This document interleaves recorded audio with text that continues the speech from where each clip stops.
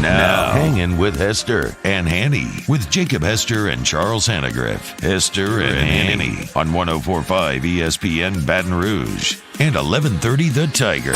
Alongside Jacob Hester, here's Charles Hanagriff.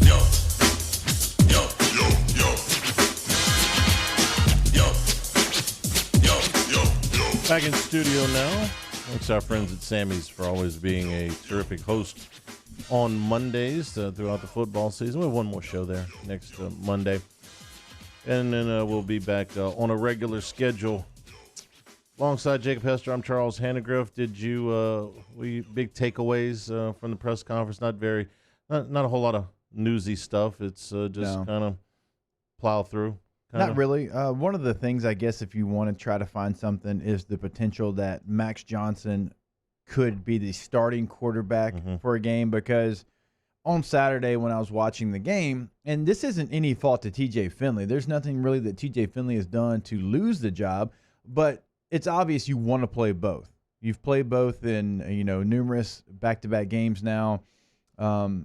And Max has come in a couple of very difficult situations. Against A&M, his first series, you're backed up in your own end zone, okay? You come in this Alabama game, you're down, 4 or 5 touchdowns.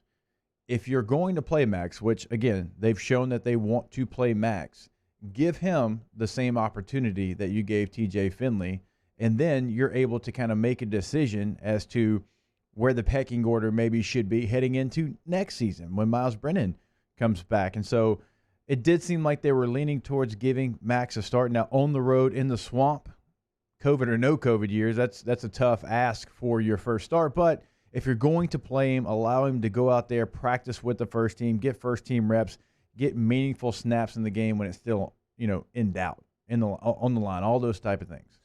Do you notice a discernible difference when the quarterback changes in what they're doing offensively? Not really offensively. The one thing I do notice about the two quarterbacks, obviously TJ has the bigger arm, but the one thing TJ has is he has a spot. And we talked about this with Eric Alexander on LSU Game Day Live, and he said this. He said, look, when I know where the quarterback's spot is, it makes it easier to rush him, because TJ's always had the biggest arm on any football field he's ever been on, so he can stand tall in the pocket. He can throw off his back foot. He's so big that a lot of times he can take a hit while delivering the football and still complete the pass. And so he doesn't really move off that spot. Max in the pocket does have really good movement. He'll step up, he'll step out, he'll even step back and get the ball at least away instead of taking the sack. And so that's really the one difference. So TJ, bigger arm, but Max is better in the pocket. Is that pocket presence that we talk about all the time, that internal clock, is that something that you think quarterbacks can get better at? Is it instinct? Because the look on your face tells me all I need to know. It's one of those. I was afraid you were going to say that it's either you got it or you don't. But with more experience, I think it can get better, but it can't just drastically change. I think it's a true instinct. It's almost like a running back that runs the zone well. It's not something you can teach. He either knows exactly when to cut it backside, knows when to keep it front side, or he doesn't. I've said for a long time, you're either born with running back vision or you're not. That's just not something you're going to learn. It's kind of the same thing with pocket presence. And we've seen all the drills and everything these quarterback gurus have tried to do, and it can get better. But I don't think it's something that can just be a complete change. And so, you have to almost start to coach against it, what I say is, as far as having a spot, like you almost have to coach against, like, hey, here's where his spot's going to be. Here's what we have to protect. You got to make sure you're doing this. So it's definitely something that the coaches have noticed, and they know that. But because if Eric Alexander, who obviously played a long time in the NFL, but if he turns on the tape and he notices, every defensive coordinator in the SEC notices, okay, here's the spot. Here's where we got to rush to. Do you like one of these quarterbacks better than the other? I mean, we've seen a decent amount now. I mean, I don't think there is a gigantic difference either way. I truly don't. And I should point out that I think both of them actually played pretty decent on Saturday. They weren't given many opportunities to succeed because of the way the game was dictated by the Alabama offense, but there was things to like. I do think it's impressive that Max is able to come in those situations and handle it, backed up on the road in College Station, coming into this game when you're down by by so many points. Again, that's kind of why you're pointing to, okay, let's see if he can get a start. Let's see if he gets a start and see what he does with that. Let's see if he raises his level of play or if it stays the same. I'm kind of in the same boat you are. I don't know that either one of them has been put in the type of situation where you would go, okay, this is set up for you to succeed. They've been tasked at playing from behind an awful lot. They have been pressured horrifically. They have not really had the benefit of a consistent running game. They have had to adjust to different receivers and now had the top receiving threat on the team taken out. This is quarterback nightmare. I mean, this is not come in with nobody on and 2 outs and a 0-2 count on the batter. I mean, this is you're up against everything you don't want a quarterback to have to deal with as a young player. They've had to deal with no running game, tons of pressure, inconsistency at the receiver position with personnel, and you're playing from behind, and you're doing all of this with no real prep coming into the season. Both of them have, they had 3 spring practices, and then that's it, and then whatever you had in the fall, and they've been thrown into the deep end. and both of them have some poise to them. Yeah, When you look at the situation, and look, we're not trying to pump sunshine. You just got your butt whipped, but we're talking about a situation when you've got 2 freshman quarterbacks that went out there, and neither one of them, at really any point in this season, outside of TJ at Auburn, seems like it's too big for them. I mean, they have stayed pretty cool, calm, and collected, considering they're running for their lives almost every time that they catch a snap. And with the fact that they don't really have a run game to speak of, because you're not allowed to have a running game when you're trying to catch up and play from behind, right? So all of those things stacked against them. You'd love to see what they did in a normal situation when it's 17-14 in the third quarter of a game, and you have everything in your tool belt. That is the one argument, or the best argument, not the only argument, but the best argument to start Johnson this week. Let's see what he does with the score 0-0. And Florida does not have the most dynamic rush defense in the league. You can attempt to get the running game going a little bit, maybe even incorporate Johnson into that run game. He's got a little bit of that to him. If you want to run some zone read, I mean, is that the most out there theory? I mean, it seems like kind of what I would do at this point. I've seen Finley. I like some things that I've seen with him, things to work on. Let me see Johnson at the beginning of the game. And again, that's not, because there's not really a difference in the two right now. There's not a giant gap between them. If you're going to play both, I think it's something where if you want to really see where they're at, you give them both an even playing field and you allow them to go out there and see what he can do. Because, I mean, you're right. I mean, Florida right now, and they're giving up 140 yards on the ground per game. So they're the fifth best rush defense in the league, but not a dominant one like we've seen. So if you feel like it's something that you can take advantage of, so I fully, with that answer, I expect I think Max to start with the answer that we got from Coach O, because in weeks past it's been more of we'll see how the practice plays out. Where this felt like, I can see that. I can see him being the guy there. Did you think they played hard on Saturday? Yeah, I did too. They're outmatched. Yes. I mean, let's call it like it is. Well, but there are at 35-14, they could have just said the hell with it. Yeah. I mean, they didn't. They came out. They fought. They were just outgunned, man. I mean, what was the biggest mismatch for you, group personnel wise? Maybe not individual. A position group, because for me it was Alabama's offensive line versus that's the rush obvious, of LSU. That's the obvious answer, but I could just as easily say, I guess, maybe Devontae Smith against anybody but Stingley. Yeah, that was probably the biggest. They could not cover him, but a lot of people haven't been able to cover him. So that offensive line kept Jones completely clean. Yeah, you never even got him uncomfortable. No, I've not seen many games where the quarterback can pat it 3 times. I mean, he was literally, just back there. There was patting some 8 it, waiting. Yeah, there were 8 and 9 second pockets. I mean, you don't get that in 7-on-7 drills. So, okay, dude, just wave the play off after 9 seconds. Okay, the rush would have got there. No no sense in throwing And that's the ball. problem when you're not getting pressure with 4, but you know you have to have the other 7 in coverage because of what they are in the passing game. It's just not a good recipe. That's why getting pressure with 4 is just so critical when you're playing a team like Alabama that can throw the football. Like this week against Florida, the offensive line's not even in the same category as Alabama's. You've got to get pressure, sending really the minimum amount of numbers because you want everybody else in coverage. We talked about it when we were at Sammy's.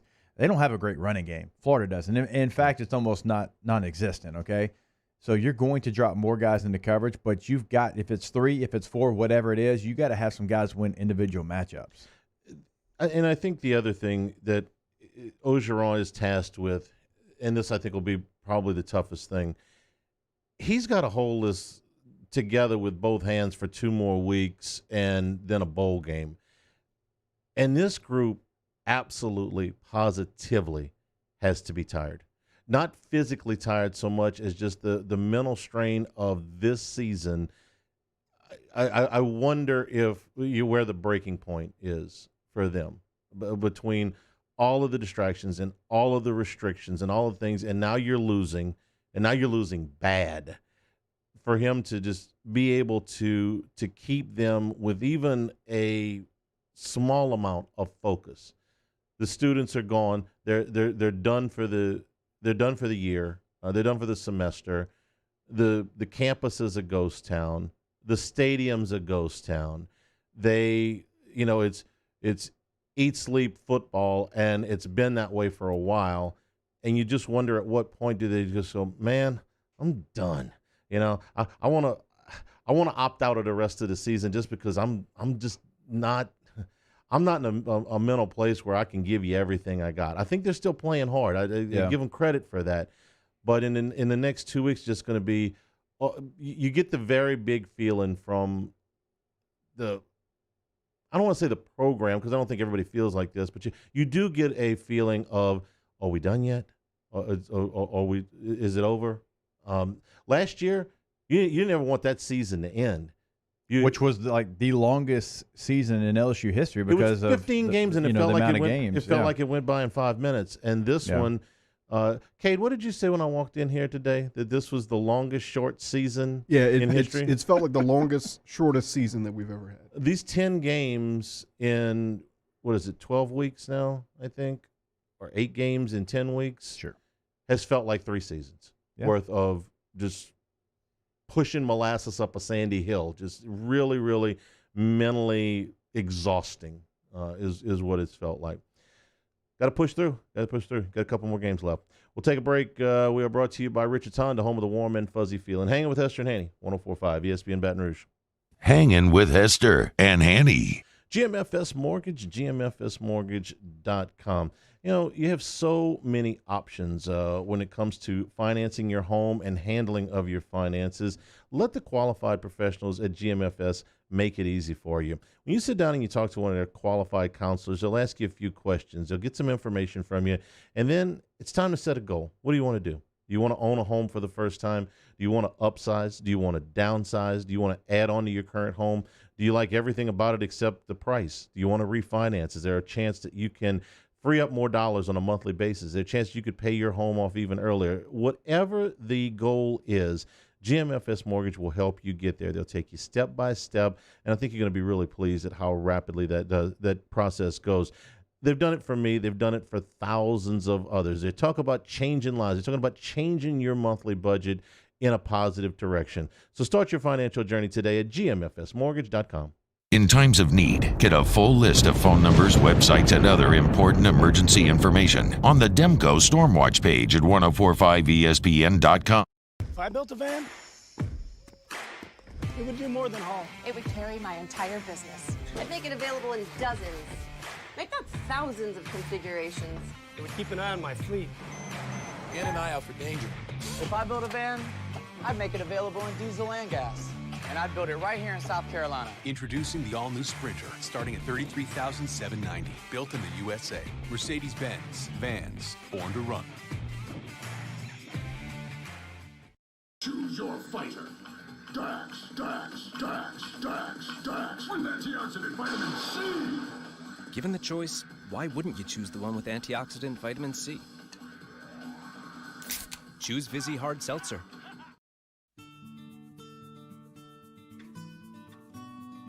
This is a house call. This is a follow-up appointment.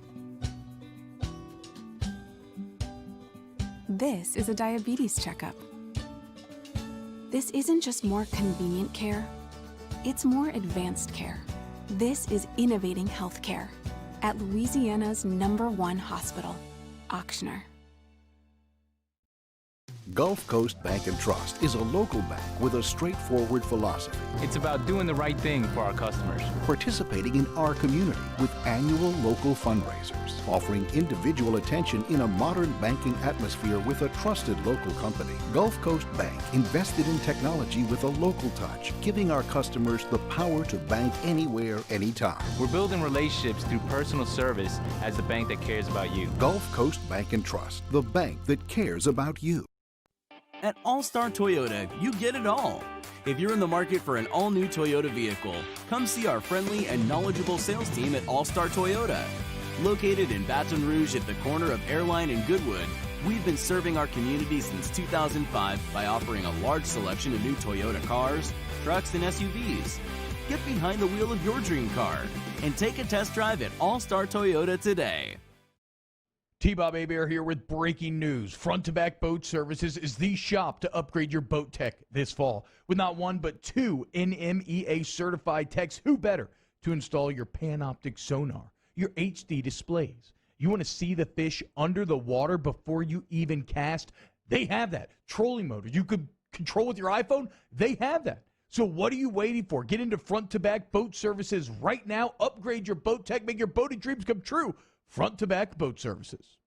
Hey, T-Bob, sports wouldn't be the same without the die-hard fans, so we're highlighting the fans that do it the most.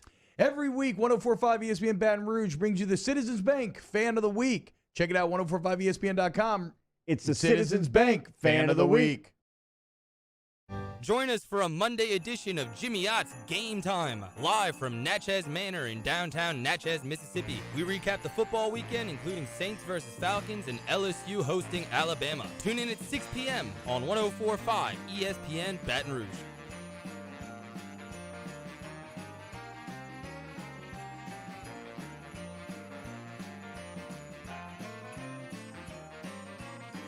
Hangin' with Hester and Hanny on 104.5 ESPN Baton Rouge and 1130 The Tiger. What do you think Jimmy Sexton is right now? You ever seen DuckTales when he jumps into the pit of money and he just starts swimming in the gold? Anybody with children know what I'm talking about, Cade? I was thinking the exact same thing before you said it. Just that swimming, he dives off the gold diving board. A phone in each ear and a speakerphone on his desk, and doing 3 conversations at once. Oh, Jimmy Sexton's got people to do those conversations. He's still like Jimmy's with the agency that I'm with. Yeah, Jimmy's got people. We should call him. We should say, hey man, look. I can try to get Jimmy on. Give us 15 minutes worth of information on what's going on. So I get a Christmas gift from Jimmy Sexton every year. Well, he can afford it. Is it something nice? It's what's good. It's Corky's barbecue. Yeah, it's really good. Like a comes in, gift card the dry. or No, it comes in dry ice. Oh, okay. Yeah, the whole slab of ribs, barbecue sauce, baked beans. Well, that's thoughtful. It's like, well, when you got 37 children like I do, absolutely, it's thoughtful. I'm not even going to hit you up to invite me over when you have it. No, just feed the fam. Shane Beamer is in at South Carolina. Kentucky has fired offensive coordinator Eddie Grand, quarterback coach Darren Henshaw. That is a newsy firing, because remember what he did last year with Lynn Bowden. In the middle of the year, that man took a receiver, put him at quarterback, completely changed their philosophy, and started to win some games. He had the leading rusher in the SEC, a receiver playing quarterback. You knew what was coming. They only had 3 things they did, but he schemed it up blocking-wise that it actually worked. And I realized it did not go their way this year. They were really bad. I mean, stagnant doesn't even begin to describe it. But that's a guy that if I've got an open position, I'm taking a long look at. Well, they had to do that last year. because they were personnel-wise, they were forced into it. He's a hell of a recruiter, by the way. This year, they weren't forced into that, and they were last in passing yards in the Southeastern Conference by a pretty good margin. Now, they were second in the SEC in rushing, but that was because that was pretty much all that they could do. It's a little bit of a different stagger to the end of the season here because you've got, more. I think you got more teams that are playing makeup games. You certainly do in the SEC than you do teams that are finished. I think that's probably the case nationwide as well. So you're going to see these a staggering of coaches that would have been fired today had the season been over, but they've still got one or even two games left to play. And before you think that I'm talking about LSU, I'm talking about everybody. It's coaching season.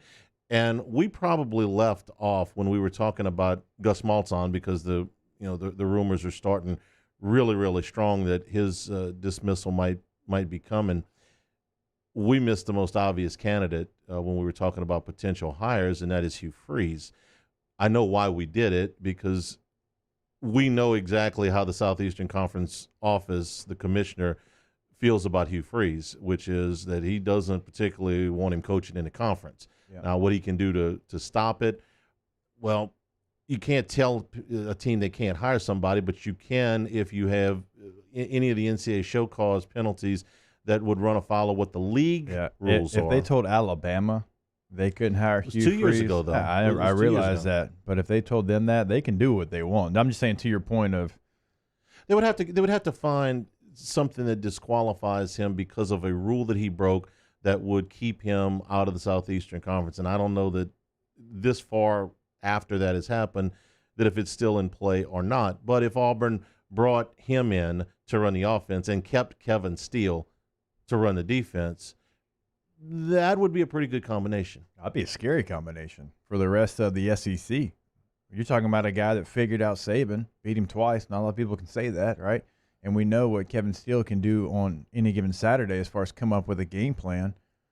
Now, can you beat Alabama and Florida, the teams close to you in recruiting, and Georgia for some of those guys that you've missed out on the last couple of years? That's yet to be seen. That's something that Auburn's got to continue to improve on. They've missed on some guys that in the 2000s and the late 90s they were able to get from some of those areas, right? Clemson is getting some guys that you were able to get from North Georgia, Ronnie Brown, guys like like that. So, that's another part of it, but it would be intriguing to say the least. We also, will continue to monitor the situation at Texas.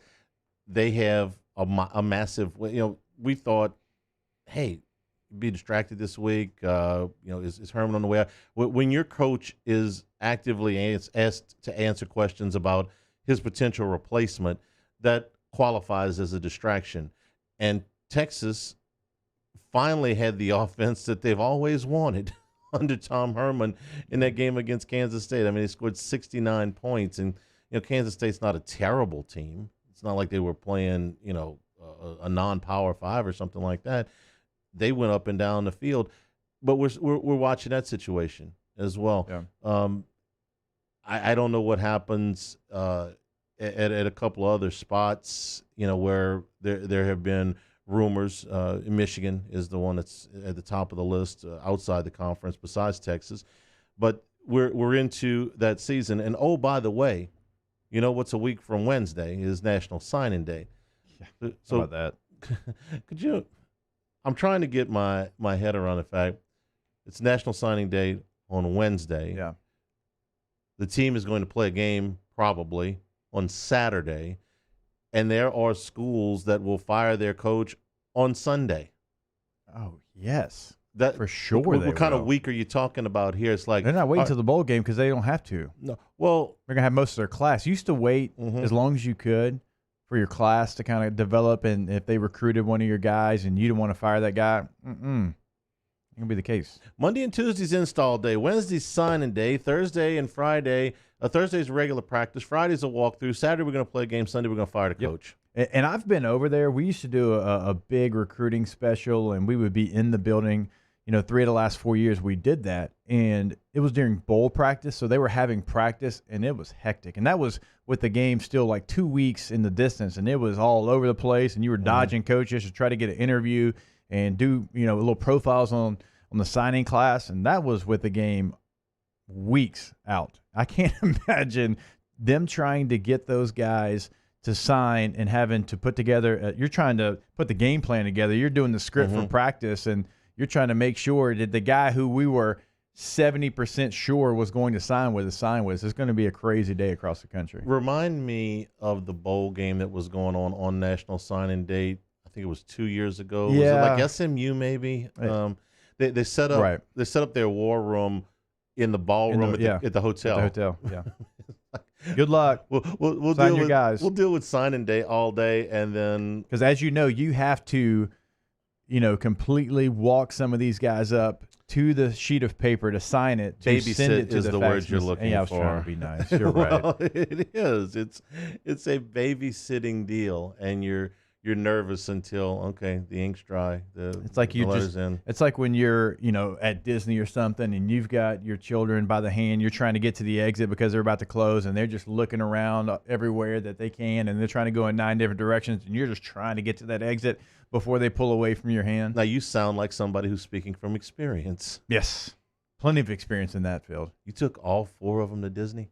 I would take them on. Yeah. Okay. Yeah. That's a challenge. Yeah. I mean, two parents trying to herd 4 kids, 4 young kids in Disney. Hey, I admire your courage. We do something that people should do against Alabama. We just play zone. Play zone. We're going to play these kids in the zone. Hanging with Hester and Hanny is brought to you by Richard's Honda, home with a warm, fuzzy feeling. 104.5 ESPN Baton Rouge. Hanging with Hester and Hanny. All right, we are brought to you by Garcia Roofing, yet again on the LSU 100 fastest growing Tiger businesses for the second year in a row. They come in at number 19 this year. Best of Ascension, they got that as well. They're racking up the awards over there at Garcia Roof. You can find more information at GarciaDidMyRoof.com. You're going to find the Garcia Guarantee, which they stand behind. You're going to find the free roof inspection, which I tell you every single day, that saved me thousands of dollars because they do it the right way. There's no gimmicks. They're only going to be professional with the best work over at Garcia. And so many different types, whether it's shingle roofing, metal, or slate, the Spanish tile roofing, plus all of the custom extras, the gutter helmets, the chimney caps, metal awnings, and all of your scroll work. GarciaDidMyRoof.com is where you are online in Baton Rouge, New Orleans, Lafayette, and on the North Shore. Roof now and pay later at GarciaDidMyRoof.com.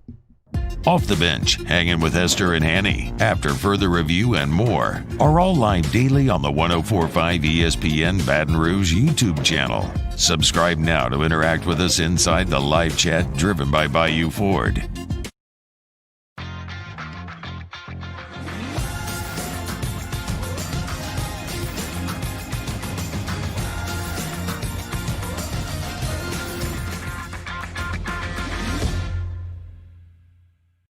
You may not know about the 4 Kids Foundation, but you've probably heard of the Zurich Classic.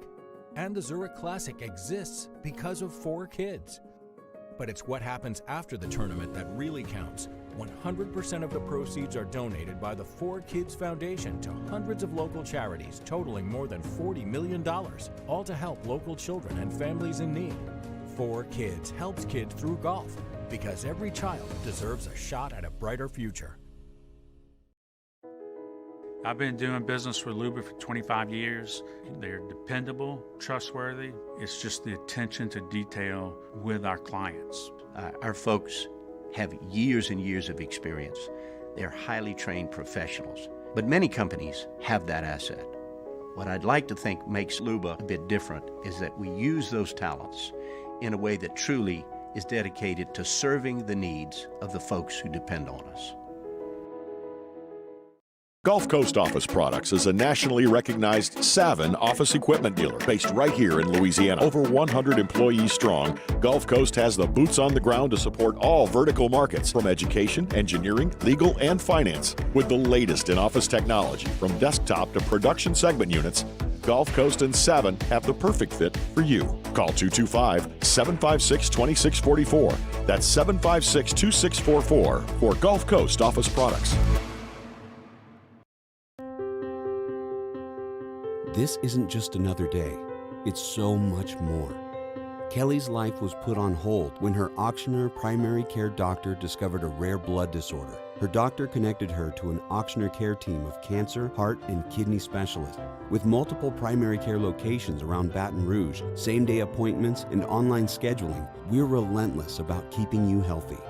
Auctioneer Baton Rouge, innovating healthcare for Kelly. Gulf Coast Bank and Trust is a local bank with a straightforward philosophy. It's about doing the right thing for our customers. Participating in our community with annual local fundraisers. Offering individual attention in a modern banking atmosphere with a trusted local company. Gulf Coast Bank invested in technology with a local touch, giving our customers the power to bank anywhere, anytime. We're building relationships through personal service as the bank that cares about you. Gulf Coast Bank and Trust, the bank that cares about you. Toyotathon is happening right now at Corval Toyota in Opelousas. Get into a 20 Highlander for $4,600 off MSRP. Come on down to Happy Town for Toyotathon. That's Corval Toyota. Coming up on Tuesdays, Off the Bench, Coach O and Derek Stingley Sr. stop by to break down LSU Bama, while Nick Underhill reviews the film of the Saints' sweep of the Falcons and a brand new OTB mailbag. Off the Bench, 104.5 ESPN.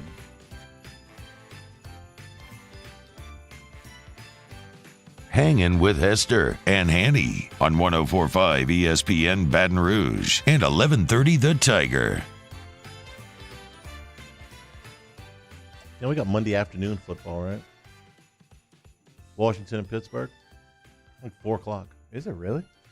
Yeah, you don't remember that fiasco last week when they had to rearrange 19 schedules? I don't remember the time change, yeah. Yeah. Well, no, it's not the only game. There's a doubleheader. Right. But I thought for some reason, I thought it was almost the...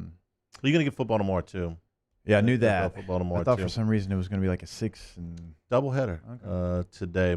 I'll take it. Sure. You know, I'll take I'm fine with other people playing football. It's just, the football here has become a little bit onerous, if you will. Bayou Ford Huddle. Bayou Ford chat. Okay, so there's a lot of conversations, and instead of asking just one question, a lot of it comes to something we were talking about in the first hour of the show. The seniors, because remember, they can come back, and the juniors that are going to be draft eligible as well.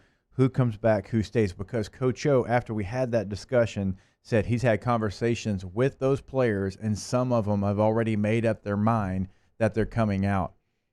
And we went through the list. There's not really a guy left because of all the opt-outs of the guys that are going to be first-round picks that you say, oh, he's got to go. But Coach O said it. I mean, there's guys that are going to leave. Now, there's some guys that they probably don't mind that are leaving, right? Okay, sure. But, man, if I'm a junior and I'm on this team, I'm sitting here going through the roster, I tell you to come back. Because every one of those cats can improve on their draft side. This is where I think the fatigue angle comes in. That I can be fatigued for millions of dollars though if I feel like I can improve and bet on myself. You are speaking rationally, which is not exactly what happens with young people sometimes. I'm telling you, man, you've had them cooped up in that building with no real relief for going on 7 months now.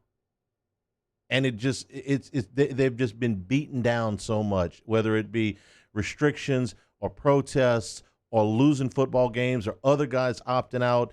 And if you're friends on this team with Jamar Chase and you call Jamar Chase like, hey man, Jamar, what's going on? He's like, well, man, I just got in my new car and I went work out at this great facility, and then I went out to dinner at this great restaurant, and had to socially distance, of course, and just waiting on my payday, man. And they're like, dude, that sounds pretty good, except there's not any other Jamar Chases over there. It's like, man, can I get just your regular friends, okay, your non-football friends.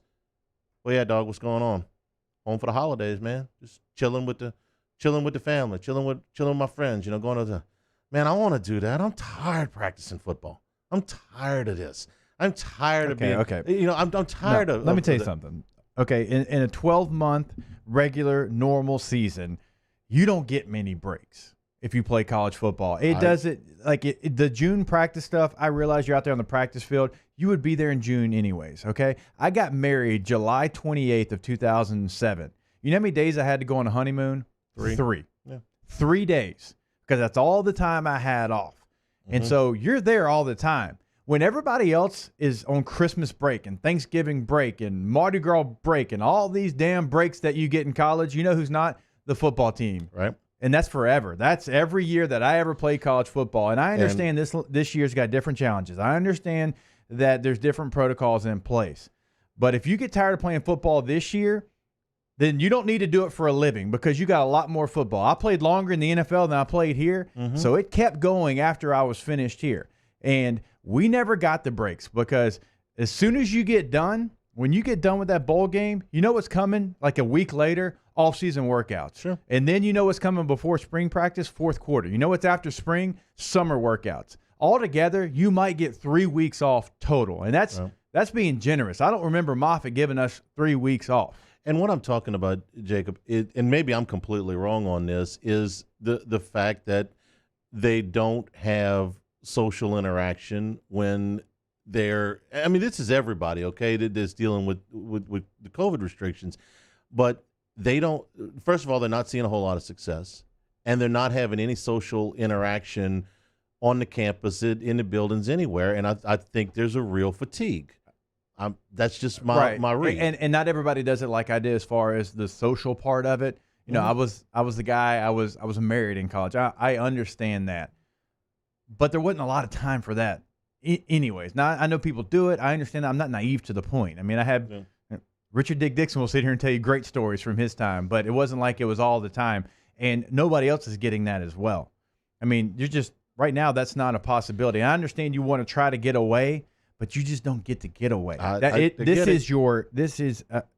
you don't get paid, but this is your job. This is your livelihood. This is what you're trying to set your future up for, right? If I've got to go through a hardship for 12 months, I'll be damned. I'm going to do it because I'm able to be here in this seat because of what I did over there for 4 years and not having breaks. I'll give up a Mardi Gras break, a winter break, to be able to sit here, have the NFL pensions I have waiting on me to make the money that I made in the NFL for some hard times. I think there is a cabin fever aspect to this throughout college football. I mean, we have seen opt-out after opt-out. Just get me out. It's not that they don't want to work out. Not that they don't want to play football. It's just get me out of this building.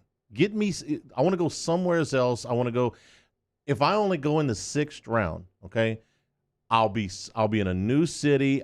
Maybe I'll be somewhere where the restrictions aren't as much, and I'll get paid. I don't care if it's not life-altering money. It's more than I'm getting paid now, and I'll be a professional football player. I won't have to worry about going to class when January starts. Just let me out. Let me out. Okay, and if that's the way that they're thinking, okay, that. What else could they be thinking, Jacob? If Orgeron is saying that he's got guys that are ready to opt out for the draft, then we know it's not because they're receiving a high grade. There's nobody that fits that category. It's got to be the other thing. The difference, even now with the new rookie scale, the difference in a signing bonus between a third-round pick, $700,000 signing bonus. You know what a 6th-round pick signing bonus is? Probably about $50,000. $50,000. Yeah. That's $650,000. And when you start thinking, I'm going to make millions upon millions, let me tell you, no, you're not.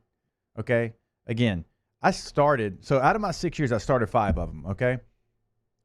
Career earnings, close to $1 million. That's all together. And so there's no millions. There's no S on the end of that, okay? That's a lot of money. Do not get me wrong. It's a lot of money. But if you're in this to make a living and make a profession and not have to go back to work 9 to 5 every day when you're done, I mean, you're talking about hundreds of thousands of dollars that you could be earning yourself. If you ask any one of our listeners, if you bust your ass for a year, 2 years, 3, hell, 4 years, and it's going to be the difference in $650,000, every single one of them would do it. So that to me shouldn't, and I know it is. I know you're just speaking of what you know to be true. I'm just telling you it shouldn't be. Oh, I agree with you completely. You are speaking rationally, all right? What you're dealing with here is a frustration level with a lot of different things, and some of it's LSU's fault and some of it ain't. But you're talking about across the country. You're not just talking about LSU. I understand absolutely. That. There is a desire to not want to go through this anymore. Okay, listen, we're here in our building here, our company, and what did we have?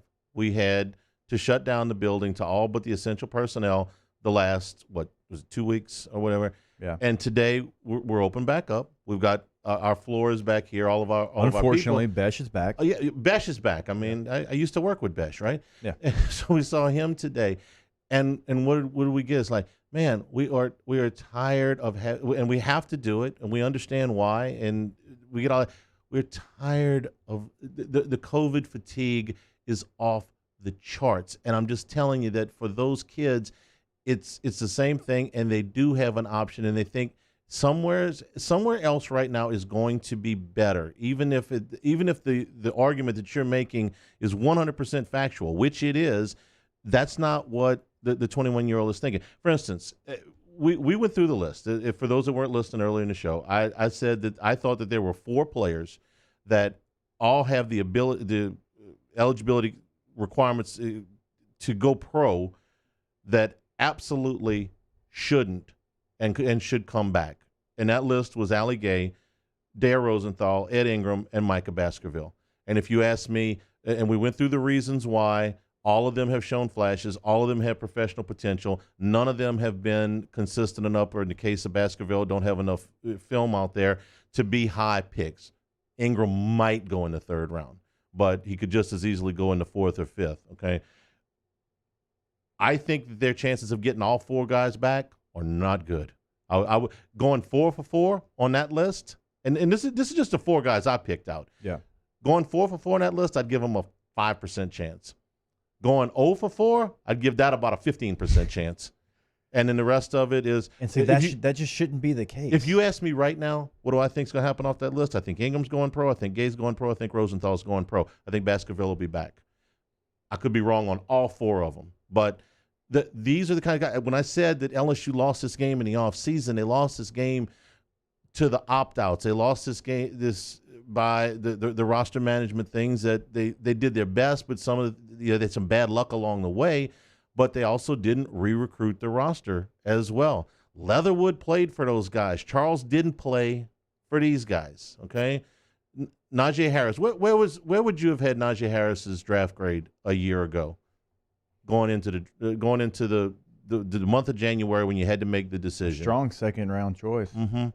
Within, say, a dozen picks of where Clyde went? Yeah. Okay. Clyde went pro, and I don't blame him. Yeah. Harris went back to school. Where was Devontae Smith's draft grade? About where Jets was. About where Justin Jefferson's was. Jefferson's playing for the Vikings. Smith's playing for the Tide. And next year at this time, if Allie Gay's playing for the Jaguars and Dare Rosenthal's on the practice squad of the Seahawks, there'll be younger players in here that you're going to have to retrain. The re-recruiting is real. Alex Leatherwood would have been a 1st-round pick last year, and there's no doubt about that. Their 1st-round pick comes back to school. Your 4th-round pick leaves.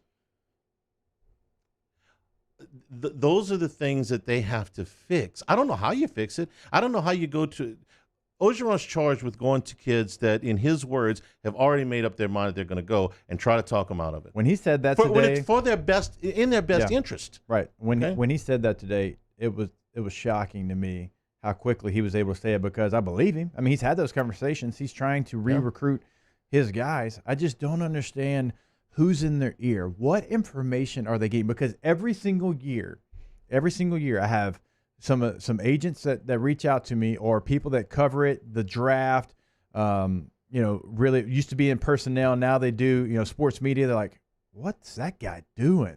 Who's in his ear? Is always the quote that I get. Who's in his ear? Hell, I don't know. It's the wrong person, though. I can tell you that. Why don't you go over there and teach economics? You're the tax guy. I'd love to. You could tell them. You think you're going to sign a 4-year contract for X amount of dollars. Let me tell you what that means in real life. Because you did it. You were a 3rd-round pick. You went and made this amount of money. But let me tell you what that really means. I will volunteer myself, like Hunger Games, for tribute right here. I will go over there and I will have that conversation. I don't know if Professor it's legal Hester. or what, but I will have that conversation with them. I'd love to. Can't go over there, man. It's COVID. Yeah, I'll wear a mask. Do it on Zoom. I'll wear a hazmat suit. I don't care. I'll go over there if it means some of these guys coming back. The Zoom room. The technology. What do you call it? The Zoom call. Yeah. Do a Zoom. Virtual Zoom room. I'll do that. Yeah, the virtual Zoom room. Because I mean that's a real conversation that it just makes too much sense. If they're Jacob Hester, tax specialist. If they're telling you this, but you can do this, it's betting on yourself. That's what it is. It's betting on yourself because you can go out there and you can make a roster. I'm not saying you can't, but if you bet on yourself, it could set you up potentially for life.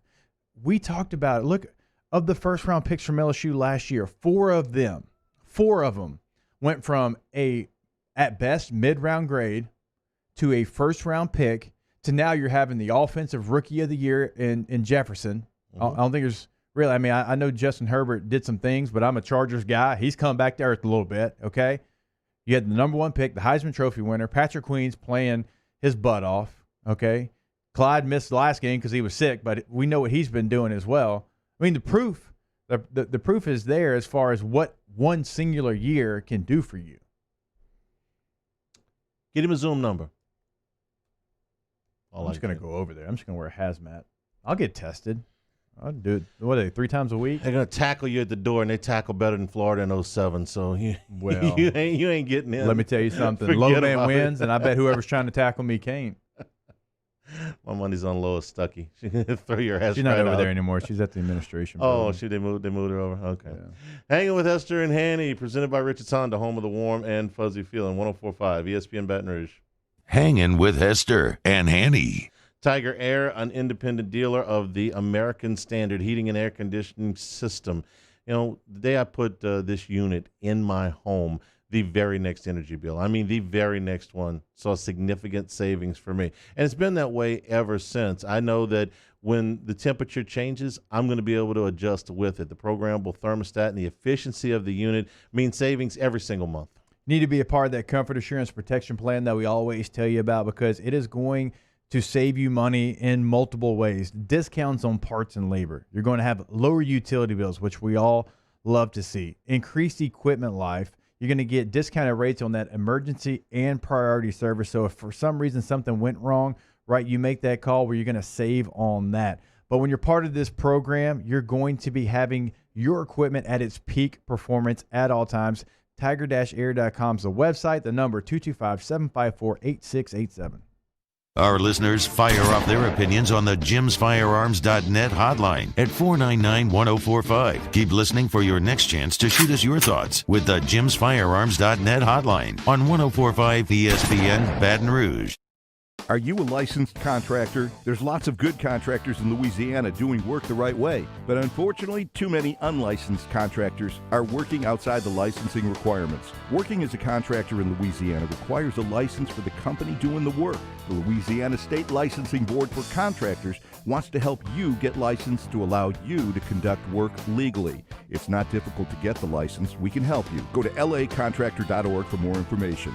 Licensed contractors, it's the law. ServiceMaster Elite create clean, disinfected work environments. As a local business, we take pride in serving the New Orleans and Baton Rouge areas. Our cleaning protocols follow CDC and OSHA standards for healthcare settings, offices, senior living, restaurants, and industrial plants.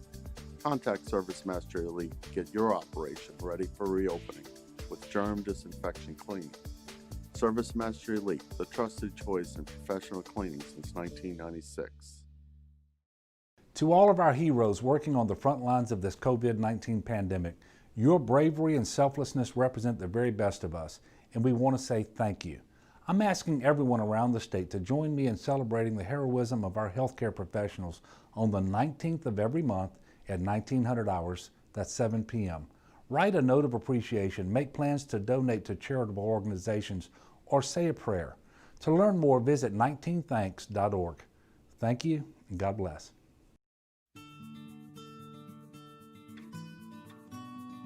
This is a house call. This is a follow-up appointment. This is a diabetes checkup. This isn't just more convenient care, it's more advanced care. This is innovating healthcare at Louisiana's #1 hospital, Auctioner. Gulf Coast Bank and Trust is a local bank with a straightforward philosophy. It's about doing the right thing for our customers. Participating in our community with annual local fundraisers, offering individual attention in a modern banking atmosphere with a trusted local company. Gulf Coast Bank invested in technology with a local touch, giving our customers the power to bank anywhere, anytime. We're building relationships through personal service as the bank that cares about you. Gulf Coast Bank and Trust, the bank that cares about you. At All-Star Toyota, you get it all. If you're in the market for an all-new Toyota vehicle, come see our friendly and knowledgeable sales team at All-Star Toyota. Located in Baton Rouge at the corner of Airline and Goodwood, we've been serving our community since 2005 by offering a large selection of new Toyota cars, trucks, and SUVs. Get behind the wheel of your dream car and take a test drive at All-Star Toyota today. Hey, it's Matt Moscona inviting you to join us for Monday's AFR presented by Relief Windows. We'll recap LSU Bama, we'll hear from Coach O, and we'll recap Saints Falcons. Join us for Monday's AFR, 3 to 6, 104.5 ESPN Baton Rouge.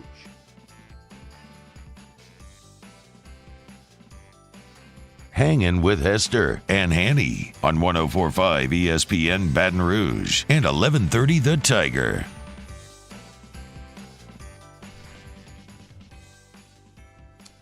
Questions out of the Bayou Ford chat. Honest question: what if all these seniors and juniors leave? We're at 59 now on the roster. You have 25 coming in, but many are leaving. Roster management's an issue. I don't know where you got 59 from. I haven't counted recently, but where are you going to start spring football with? How many play? Or let's say August. 59 might be right, Haney. I don't doubt that it's. When LSU came out of the tunnel, normal home games, obviously you have bigger numbers than away games because you can dress all the walk-ons and everything, and even the scholarship players that aren't playing. It looked like a travel squad. It looked like Alabama and LSU had about the same amount of players. It did not look like a home sideline. So right now you're down some serious numbers. It's a real problem. I don't know that you're going to get back to 80. If you have significant more opt-outs at the end, you may start August with somewhere around 70 to 75 kids. I mean, that could happen. I don't think that they're the only ones that are in that boat, but definitely could happen. We had a question about this is from Jared. It says, do we think Stingley opts out if that's an option next season?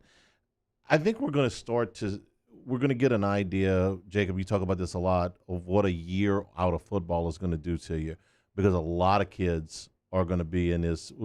We were estimating 30, maybe 40 kids that will be drafted next spring that will have gone better than a calendar year without playing in a football game. And maybe for some of them, or maybe just say the Senior Bowl or something like that, but a solid year without it. And you're a big believer that the football skills deteriorate. I do. I just think it's something you've done your whole life. You've stayed on a schedule. You've been on the same routine, and then you kind of take yourself out of it. And you can do all the side workouts that you want. You can, bust your butt and still fall out of football shape. That's just the way it is. And so we're going to see, this is like a test run to see how that works out for a lot of players once they get into these OTAs and mini camps after they're selected. I think for the linemen, it's even more troublesome than the skill guys, just because of all the small nuances and hand fighting and things that you haven't done in a very long time at the highest speed. Okay, so that's going to be something to watch. My hope is it doesn't become the norm. I just hope that you don't have guys saying, you know what, I'm good, I'm just going to sit out, because then you're going to have a situation that's such a slippery slope, and then the NCAA's got to do something about the hard 25 if this is now going to be the norm. Absolutely. Scott Woodward about that in our Saturday interview, and yes, those discussions are already going on. What I think we do know is that unless you see across a wide landscape of these guys a real big deterioration of their skills, the NFL is not going to hold it against you.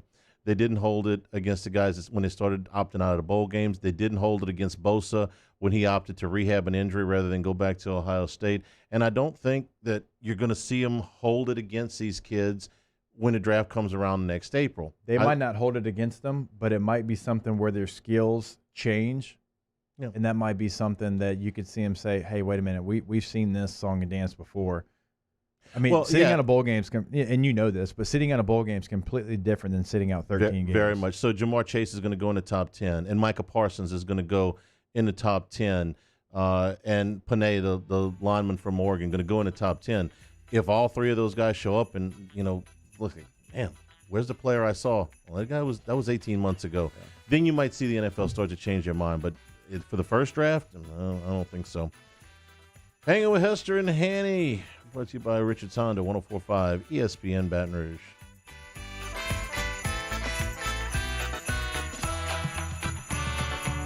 Hanging with Hester and Hanny.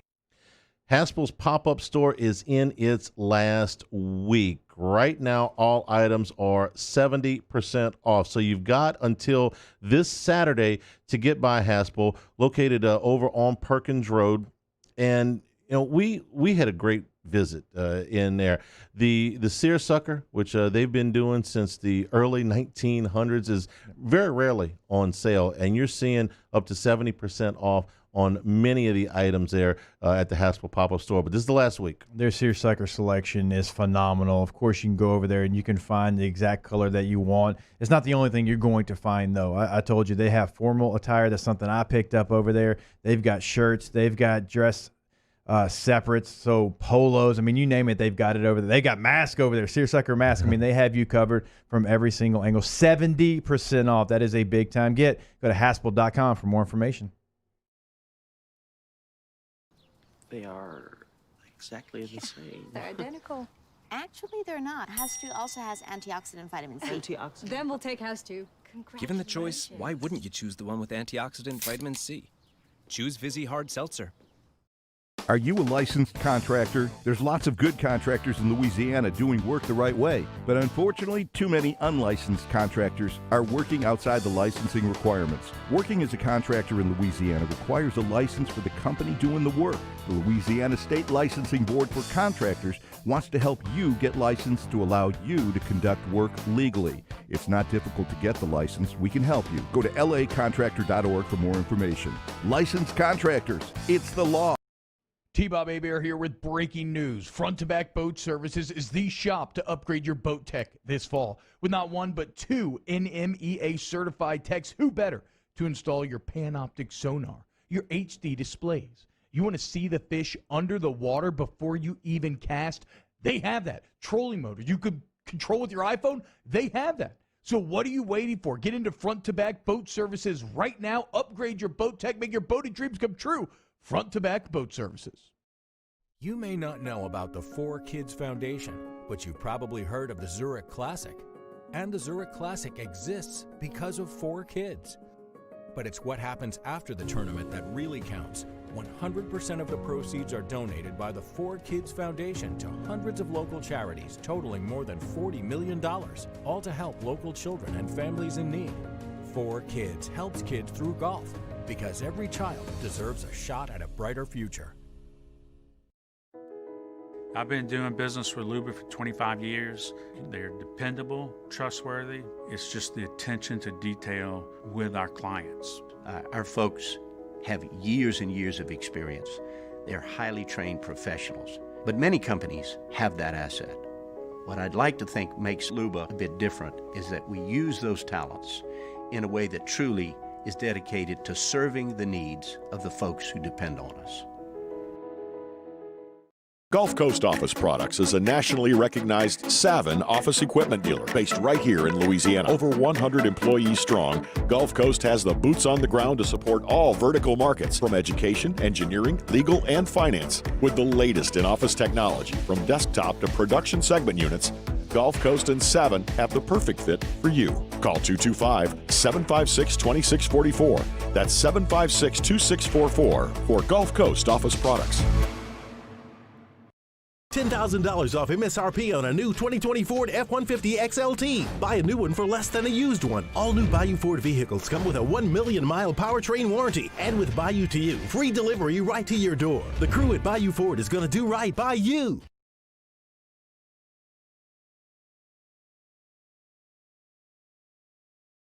Hand Injury Lawyers. This is SportsCenter.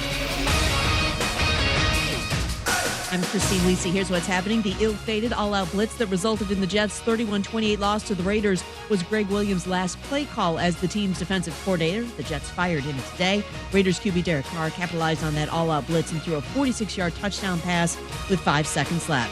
Eagles coach Doug Peterson says he's not yet made a decision on whether Carson Wentz or Jalen Hurts starts Sunday against the Saints. Considering Hurts outperformed an ineffective Wentz yesterday, Hurts does deserve to start this week, believes ESPN's Ryan Clark. He looked like the more poised, experienced, confident quarterback yesterday. And so, Doug Peterson, you start him. And if it doesn't work out, then fine. At least you made a change. At least you showed your team that play matters.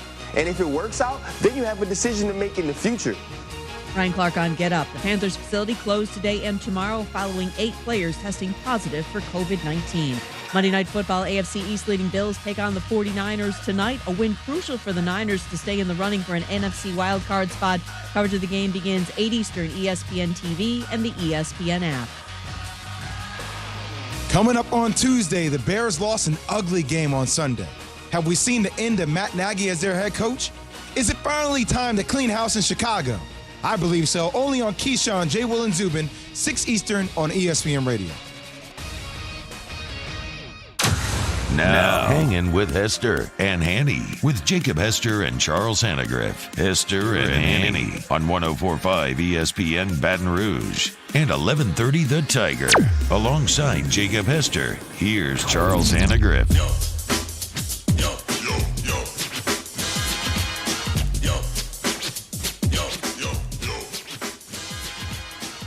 Final hour Hanging with Hester and Hanny, presented by Richard's Honda, home of the warm and fuzzy feeling.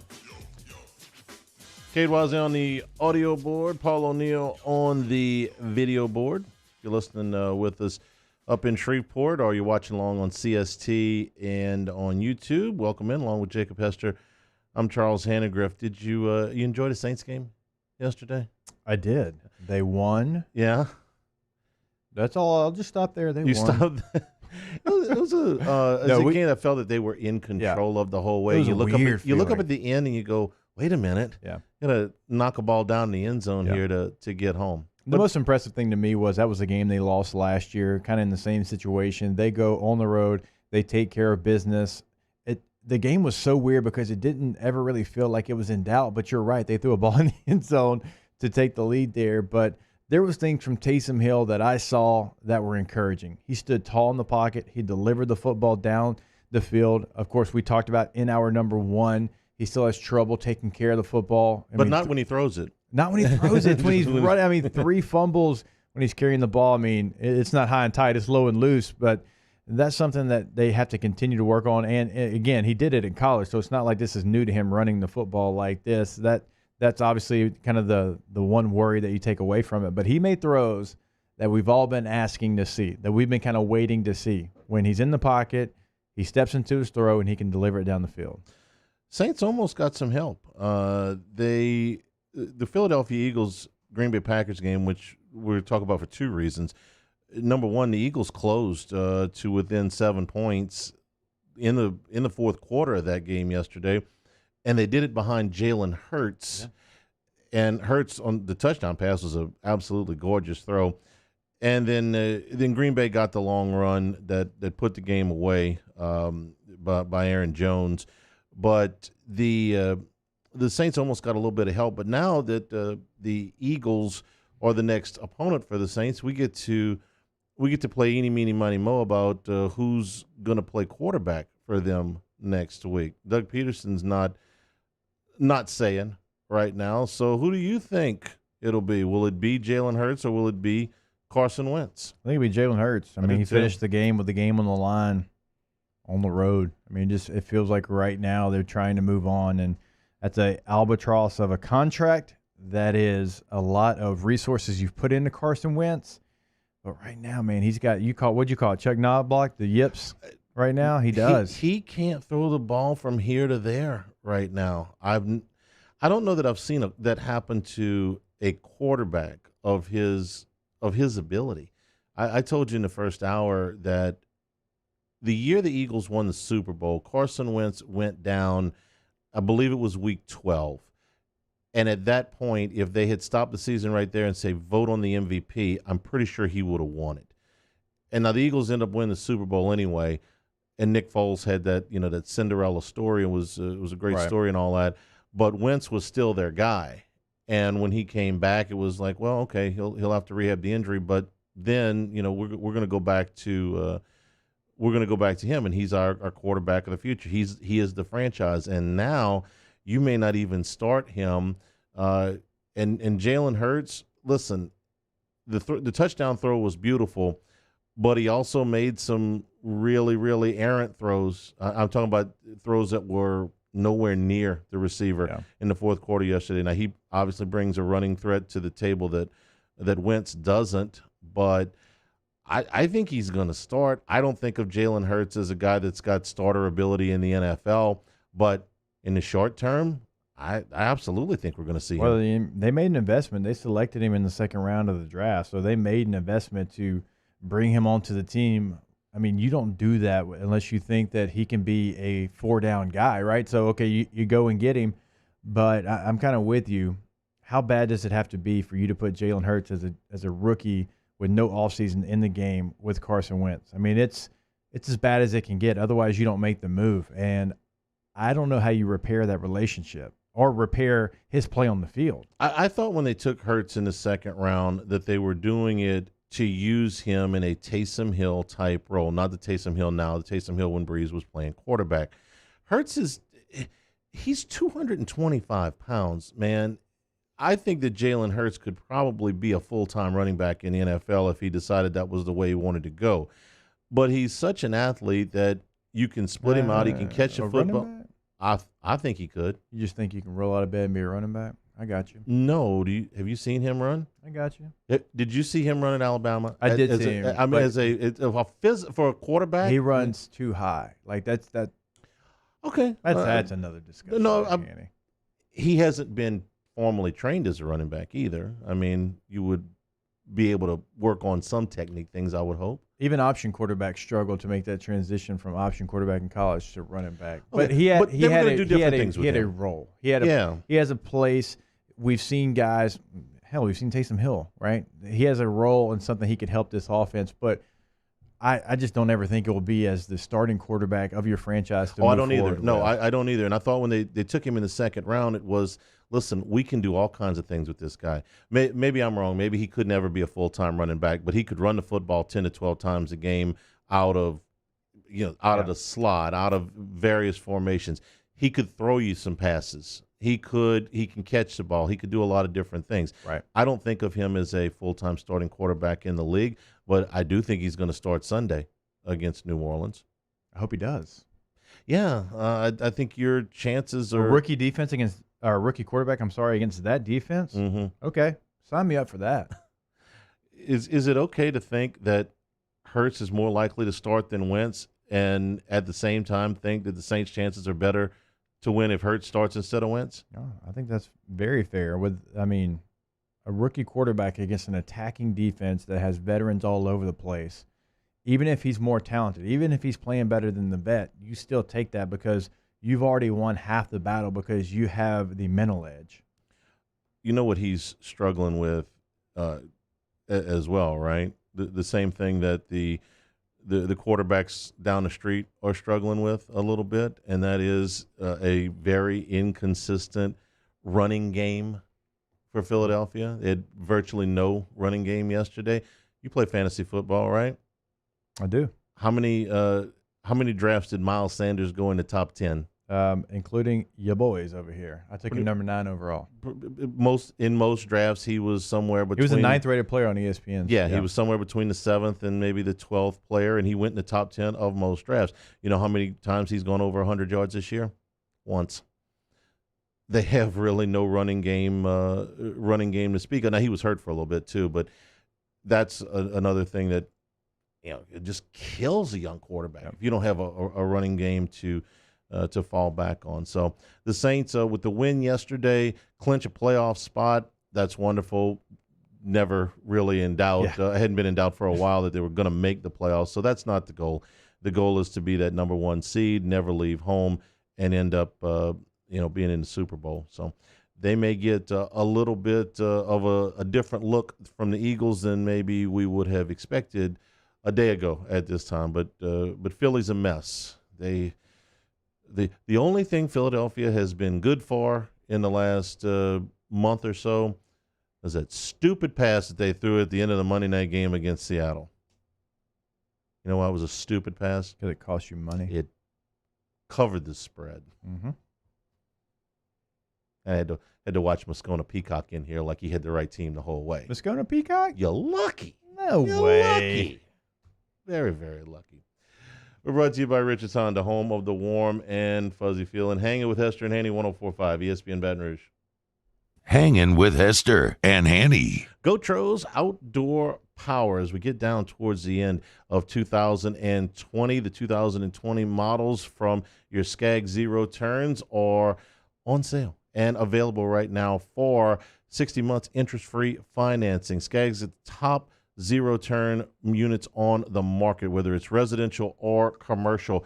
And, of course, you can go to either location of Gotros Outdoor Power, Airline at 74 in Gonzales or Airline at Industrialplex in Baton Rouge. You can always check them out online as well at GotrosOutdoorPower.com. Go check out the Turf Tiger, the Tiger Cat, the Patriot, the Freedom Z, the Cheetah, the Liberty Z. They've got it all when it comes to the Skag Power equipment, commercial and residential. Again, if you go to the website throughout the state of Louisiana, it is free delivery. They will drop it off at your door for no extra charge. Again, you can check out the full fleet at GotrosOutdoorPower.com. Just another reason, Gotros, we make it easy.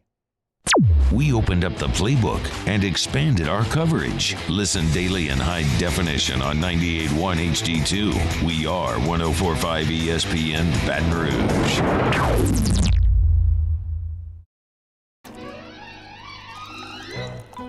Le posso offrire un caffè? Andiamo insieme da me, non c'è. Call Mr. Electric today for electrical repairs, upgrades, and installations. Are you a licensed contractor? There's lots of good contractors in Louisiana doing work the right way, but unfortunately, too many unlicensed contractors are working outside the licensing requirements. Working as a contractor in Louisiana requires a license for the company doing the work. The Louisiana State Licensing Board for Contractors wants to help you get licensed to allow you to conduct work legally. It's not difficult to get the license. We can help you. Go to lacontractor.org for more information. Licensed contractors, it's the law. One thing you can always count on this time of year is Happy Honda Days at Richards Honda. With year-end clearance prices on every vehicle in stock. Save thousands on some of the best, most awarded vehicles on the road. And shop the way you feel comfortable. At the dealership or online with home delivery. So everyone can take advantage of Happy Honda Days. No wonder people call Richards Honda the smart choice. I-12 at Millerville Road and richardshonda.com. This isn't just another day. It's so much more. Kelly's life was put on hold when her auctioneer primary care doctor discovered a rare blood disorder. Her doctor connected her to an auctioneer care team of cancer, heart, and kidney specialists. With multiple primary care locations around Baton Rouge, same-day appointments, and online scheduling, we're relentless about keeping you healthy. Auctioneer Baton Rouge, innovating healthcare for Kelly. Gulf Coast Bank & Trust is a local bank with a straightforward philosophy. It's about doing the right thing for our customers. Participating in our community with annual local fundraisers. Offering individual attention in a modern banking atmosphere with a trusted local company. Gulf Coast Bank invested in technology with a local touch, giving our customers the power to bank anywhere, anytime. We're building relationships through personal service as the bank that cares about you. Gulf Coast Bank & Trust, the bank that cares about you. Service Master Elite create clean, disinfected work environments. As a local business, we take pride in serving the New Orleans and Baton Rouge areas. Our cleaning protocols follow CDC and OSHA standards for healthcare settings, offices, senior living, restaurants, and industrial plants. Contact Service Master Elite to get your operation ready for reopening with germ disinfection cleaning. Service Master Elite, the trusted choice in professional cleaning since 1996. Have you been arrested for DUI or other traffic violations? Have you made a mistake? We all have. You're not a bad person. Call the law offices of O.C. Brown at 225-343-1111 or connect with us online. Join us for a Monday edition of Jimmy Ott's Game Time, live from Natchez Manor in downtown Natchez, Mississippi. We recap the football weekend, including Saints versus Falcons and LSU hosting Alabama. Tune in at 6 p.m. on 104.5 ESPN Baton Rouge.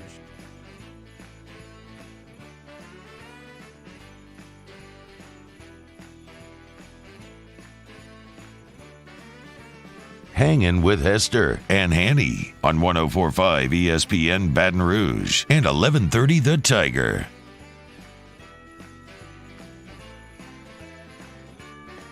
We're brought to you by Richards Honda, home of the warm and fuzzy feeling.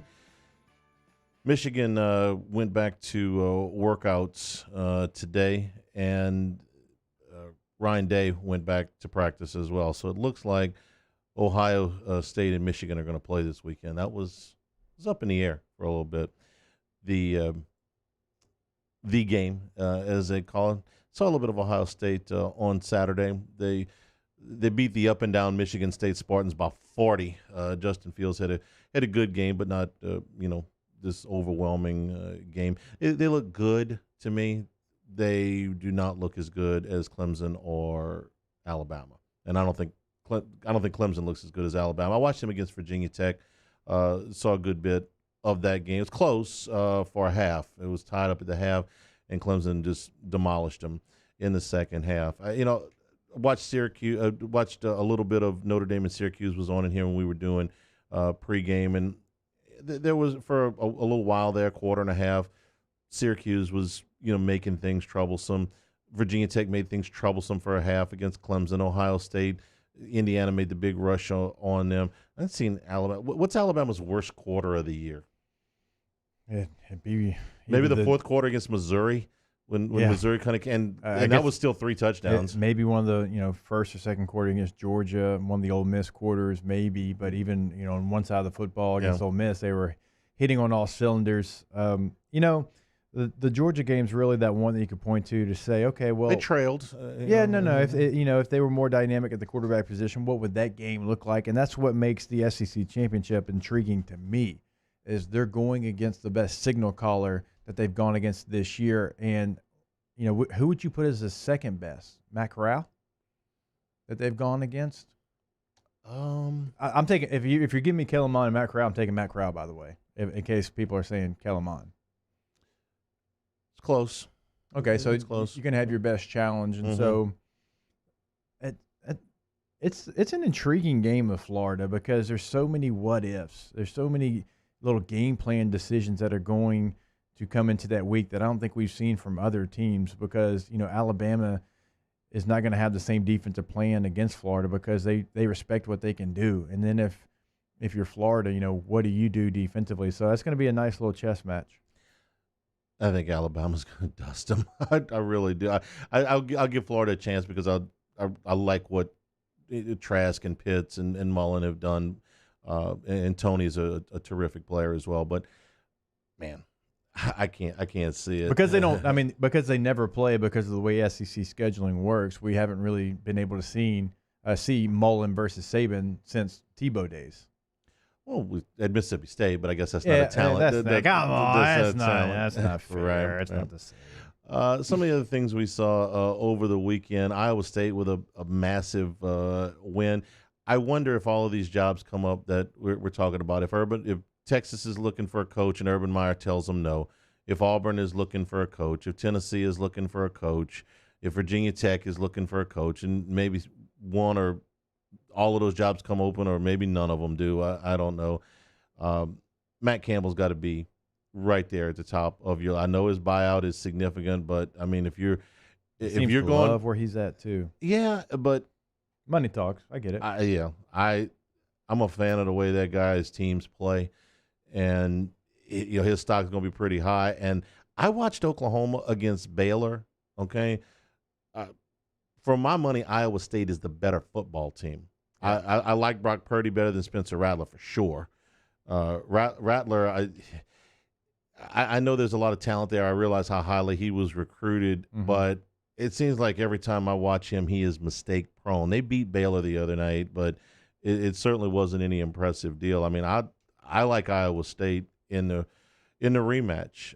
I think they're the better team. And I know that it's it's tough to beat a team twice in the same season in football, but I'll take them. Someone was asking me about Matt Campbell because I think they heard me talk about him on the show last week. We had a conversation. They said, "What's that guy done?"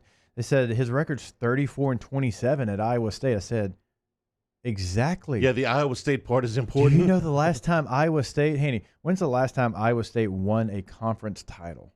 Off the top of your head. I don't think they've ever won a conference title. 1912. Okay.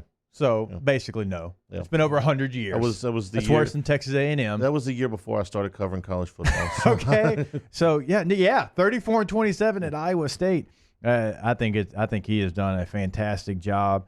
His time since 2016 at Iowa State, and with each week, I just keep being more impressed by Louisiana Lafayette going up to Ames and winning that contest. I mean that just shows you where they're at as a program, and maybe Billy Napier is not crazy for continuing to stay at UL Lafayette. Before he got there, the last time they did win a bowl in 2009. The Seneca Wallace days were probably the best days. Right. From 1980 to 2020, they have had 1, 2, 3, 4, 5 winning seasons, I think, before he got there. Yeah. In 35 years, something along those lines, 5 or 6. I may be miscounting a little bit. Think of it like you think about James Franklin. James Franklin's record probably wasn't much better than at Vanderbilt than Campbell's is at Iowa State. If you go and you have that record at Georgia, you get fired. You have that record at Vanderbilt, you get promoted. This is the same. It's the same type of deal here. If he was 34-27 at Texas, he would have been fired 2 years ago.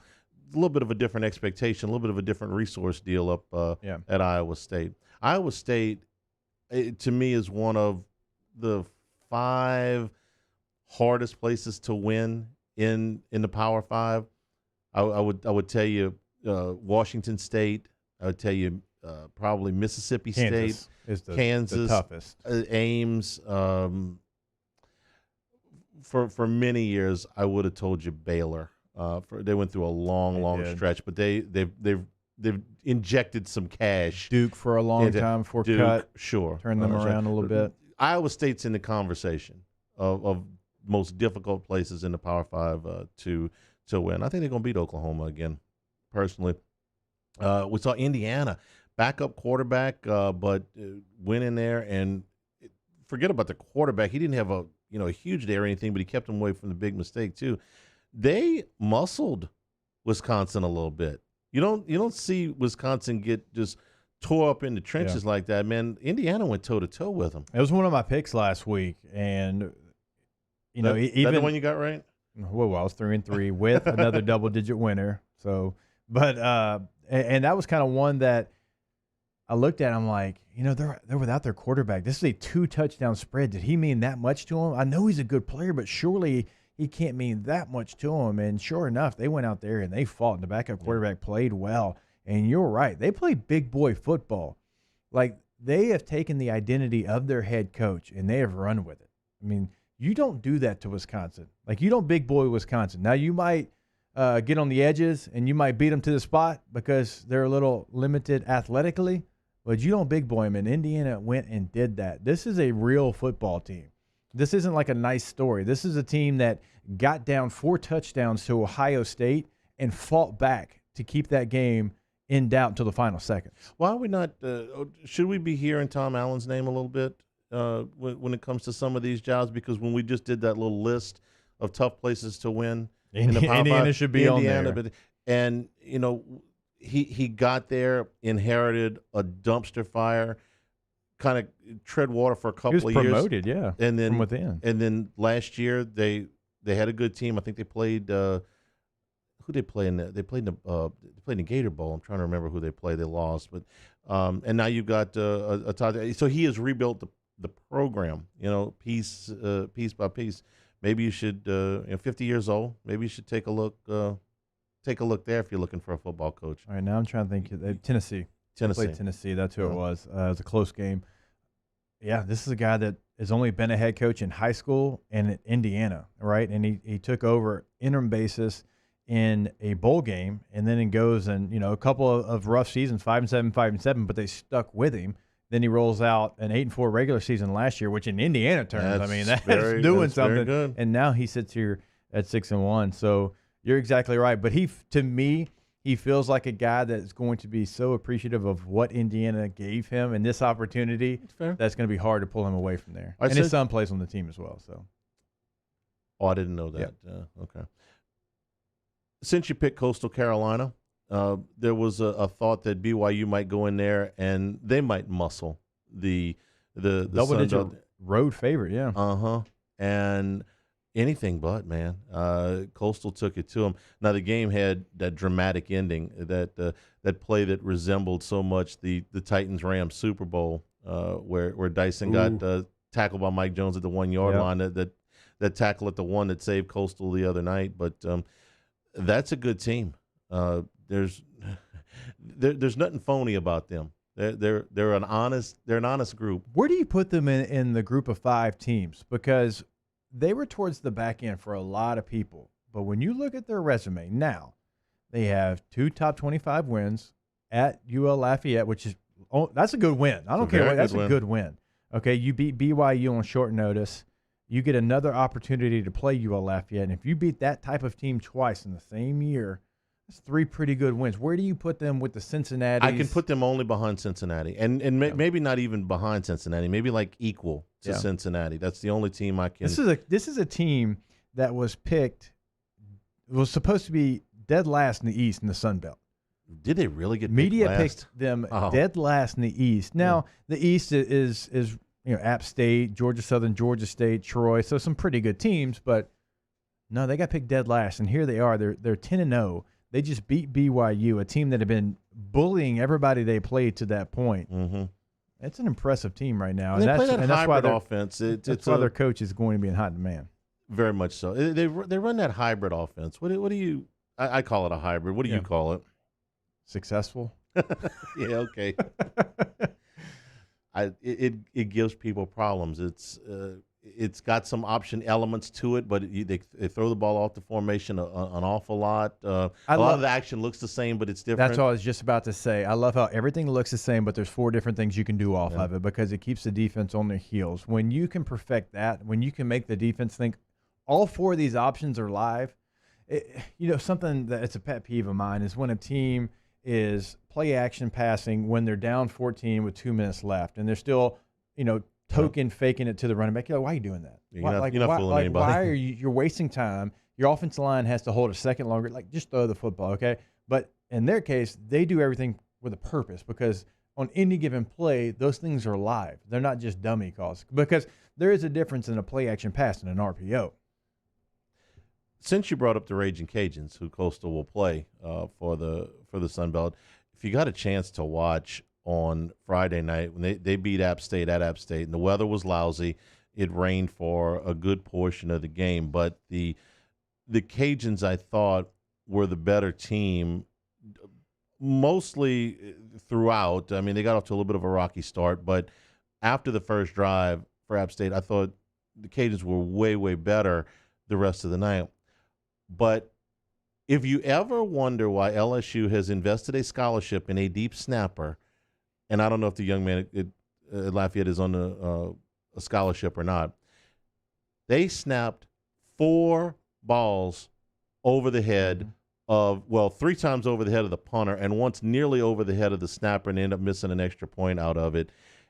They were in such bad shape that up 24-19, and with the ball at their own 35-yard line with 1:46 to go, rather than punting, They took a safety.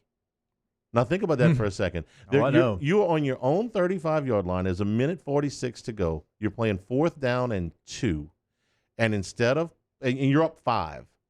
So you giving them the safety puts a field goal in play. And let me tell you something. I watched the game from start to finish. It was absolutely the right move. And I would have said that if they'd have lost. Because if they would have sent that young man, and God bless him, you saw him on the sideline. You couldn't help but feel sorry for him. It had gotten in his head. And I know the ball was wet and everything, but yes, when I tell you he snapped the ball over the guy's head, I mean, he would have snapped it over the guy's head if that guy would have been Shaquille O'Neal with Michael Jordan's hops. I mean, he airmailed this joker. They did the right thing by taking the safety, and they ended up winning the game. But I've never. If you've ever wondered about, should you invest in a deep snap? Boy, you know it when you don't have one. Was it the Rubio Deep Snapping Academy LSU's got their last 3 guys out of? Well, we've Gordy and I back when we were on a night. We actually had him on the show. It's pretty interesting how he finds those guys. But yeah, look, it's a 3-phase game, and nobody ever wants to hear that. And maybe because I'm a special teams lifer, but no, it's a 3-phase game, and that's why you give a scholarship to that guy, because they can cost you a game. And by the way, the decision to take the safety, what? Like, what would you have done? It's quick, 24. Get my quarterback to quick kick it. And I know where you're at on the field, but man, if you're down 6.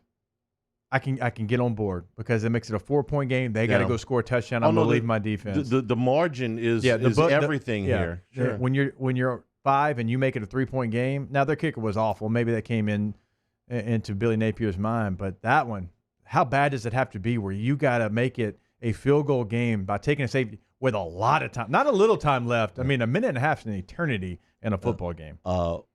If I've watched my deep snapper sail 4 over the guy's head, and I think that at 24-19 he may do it again. If he sails it over the guy's head from the 35-yard line, the punter standing at the 20, the ball's almost certainly going to go into the end zone. And now do I have a 50-50 shot to recover it? Are my odds that good? Oh, I'm quick kicking it. Hey. Okay, and Levi Lewis is a heck of an athlete. Hey, Levi, maybe. Did you ever play soccer? No, that doesn't matter. You're better than the deep snapper snapping it over his head. I was, when he did it, I wasn't even surprised. I'm like, yeah, I understand. Do you normally have a backup deep snapper for anything but emergencies? And this year with you're probably traveling less guys. Yeah, and you'll always see it, but the second deep snapper always makes the trip. Always. And LSU kind of caught some flack because numerous times they've had 2 on scholarship. Yeah, I mean, they've had 2, including a pair of brothers that were on scholarship at the same time with the Ferguson. So, you travel a backup snapper. Yeah, because you travel a backup punter. Yeah, at least the kicker can handle the backup punting duties in 90% of the cases. But yeah, your deep snapper catches a helmet on the hand, he breaks his hand. What are you going to do if you're backed up on your own goal line? You can't quick kick it. I'm here to tell you that the Raging Cajuns did not have a backup snapper the other night, because if they had, he would have been in the game. 2 snaps before. There's a reason he's a backup snapper as well. Okay. Now a place like UL doesn't have probably 2 on scholarship. Well, not on scholarship, but probably not even on this trip. This is a road game for them. There's a reason why you've never seen 4 – well, I've never seen anyway – 4 bad snaps in the game, 4 snaps over the guy's head in the game. Because after you do it the second time, you don't get to snap a third unless there ain't anybody else there. That's all I can figure. I mean, if they had a backup snapper, I believe that Napier would have put him in the game. And I felt sorry for the young man. Watching him on the sideline, he was just like, man, do not make me go back out there. Please. It's raining. We're playing App State, who has absolutely had the Raging Cajuns number. I mean, I think they've won 7 in a row, 8 in a row, 9 in a row, whatever it is. And he did not want to be the guy that was going to go out there and blow the game, because if they had lost, most assuredly, it was going to be on him, because that was after the opening drive. That was App State's offense, was the deep snapper for the Cajuns. So I'm glad it worked out for them, because he would have had to. It would have been tough to live with if you cost your team the game out of that spot. Yeah, with what that game meant, what was on the line, 4 different times. A team that you can't get over the hump against. You've had a tough time, a very tough time. This is Hanging with Hester and Hanny, brought to you by Richard's Honda, home of the warm and fuzzy feeling on 104.5 ESPN Baton Rouge. Hanging with Hester and Hanny. All right, we're brought to you by the Tiger Athletic Foundation. As a former LSU student athlete, I can tell you your Tigers give 110% each day. They not only have to be committed to winning in competition, they have to win in the classroom as well. LSU Athletics is one of the very few programs in the nation who has remained self-sufficient in its operations. But this year, LSU Athletics, like we all know, is facing some unforeseen adversity, right? Due to the restrictions around COVID-19, the loss of essential revenue to LSU Athletics will be in the tens of millions of dollars, that $80 million that we're really starting to hear. This is a good time to remind ourselves that we are Tigers and our go never stops. We have to continue to go. LSU and the Tiger Athletic Foundation is urging everyone to donate to the Victory Fund to help keep LSU student athletes going. The Victory Fund will provide financial support in the most critical areas of need, including scholarships, healthcare, and academic support for student athletes. Your support is critical. To learn more information and to donate, visit victory.lsutaf.org. Football's back. Tune in tonight as we wrap up a full weekend of NFL coverage. It's Monday Night Football as the San Francisco 49ers host the Buffalo Bills. The NFL lives on 104.5 ESPN Baton Rouge. To all of our heroes working on the front lines of this COVID-19 pandemic, your bravery and selflessness represent the very best of us, and we want to say thank you. I'm asking everyone around the state to join me in celebrating the heroism of our healthcare professionals on the 19th of every month at 1900 hours, that's 7 p.m. Write a note of appreciation, make plans to donate to charitable organizations, or say a prayer. To learn more, visit 19thanks.org. Thank you, and God bless.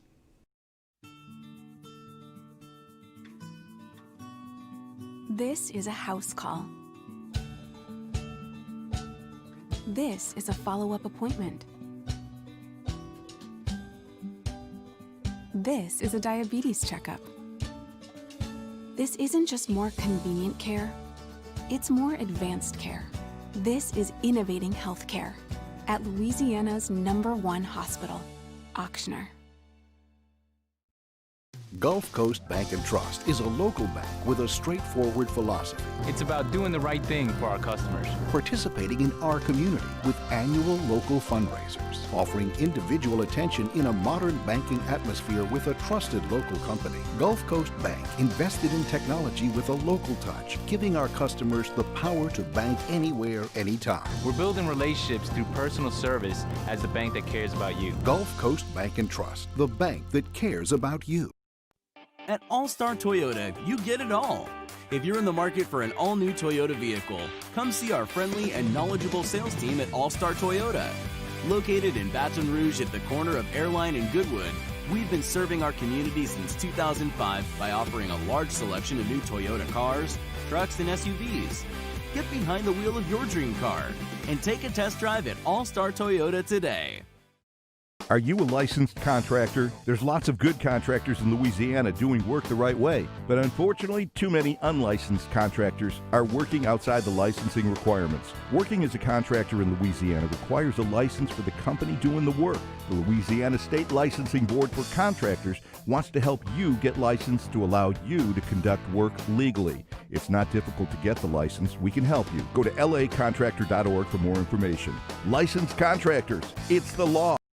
T-Bob Hebert here with breaking news. Front to Back Boat Services is the shop to upgrade your boat tech this fall. With not one but two NMEA certified techs, who better to install your Panoptic sonar, your HD displays. You want to see the fish under the water before you even cast?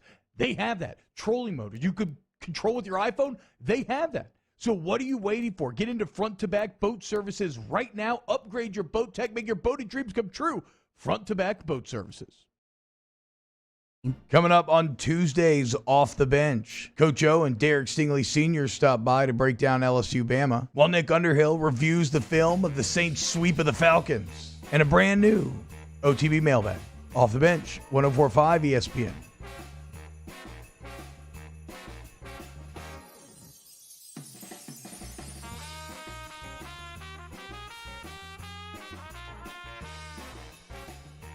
Hangin' with Hester and Hanny on 104.5 ESPN Baton Rouge and 1130 The Tiger.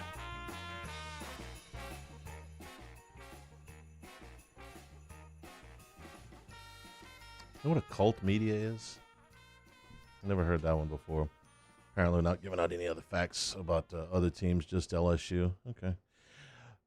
Anyway, wanted to, by the way, Washington and Pittsburgh at 4 o'clock today. Bills and Niners tonight. You got a lean like anything. Steelers trying to get to 16-0. Yes, Steelers. Mike Tomlin said they played like a JV team last week, and they won. And they won. Yeah. Washington is a much improved football team. Alex Smith gives them so much more stability at the quarterback position.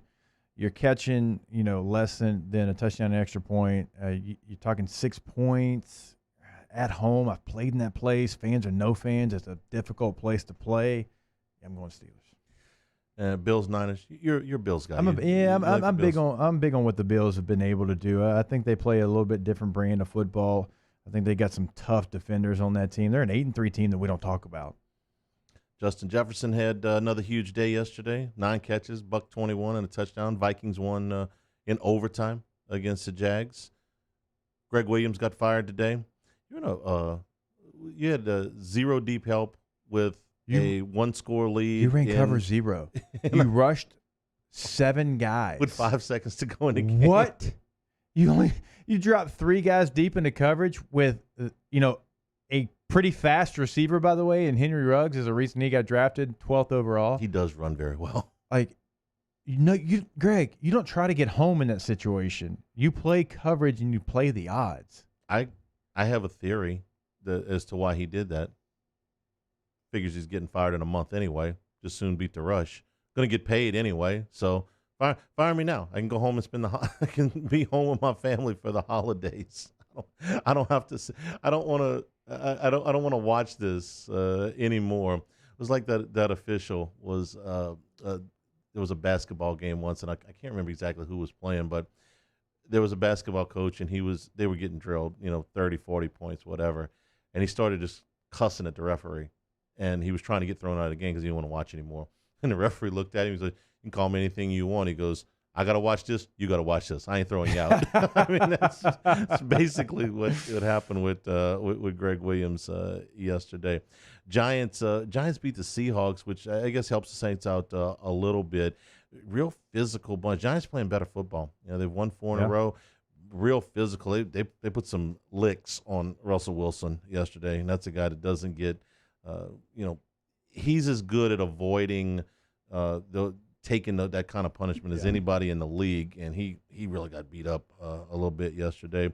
And the Chargers, speaking of teams that may be in the market for a new coach, get blasted at home by a if team. If you want to call it that, okay. Well, true. They don't really have a home. That's a good point. 45-0. The last 2 weeks, some teams have started to figure out Justin Herbert a little bit, right? Anytime you have that much success, just playing some different coverages, confusing him. The Bills game wasn't awful, but he made a couple throws that he hadn't made yet this season. Teams are starting to try to, dictate what he does. Now, can he bounce back? Absolutely. But he has not done so in the last couple of weeks.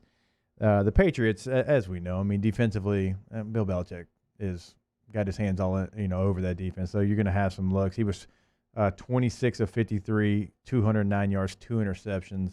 He has not played like that all year long, and it just it rolled downhill quickly on them. 45-0 in an NFL game. That's like 100-0. And the Patriots haven't exactly been blowing the doors off of people. Cam Newton even yesterday was 12 of 19 for 69 yards. Ask Us is next in the Bayou Ford chat. Hanging with Hester and Hanny, 104.5 ESPN Baton Rouge. Hanging with Hester and Hanny. All right, brought to you by Richard Honda every single day, the title sponsor of our show here. You can find them online at richardshonda.com. There you can find the warm, fuzzy promise. Upfront, transparent internet pricing at richardshonda.com. No unwanted preloaded accessories. Complimentary paint protection. Superior service and parts center over there at 13413 Millaville Greens Boulevard in Baton Rouge, I-12 and Millaville. Outstanding customer care, complimentary free first oil change as well. All that falls under the warm, fuzzy promise from Richard Honda. Speaking of that location at I-12 and Midlerville, over 700 new and pre-owned vehicles at a price to move. And we tell you every single day because it's true. No matter what you're looking for, no matter what your life calls for, they've got you covered.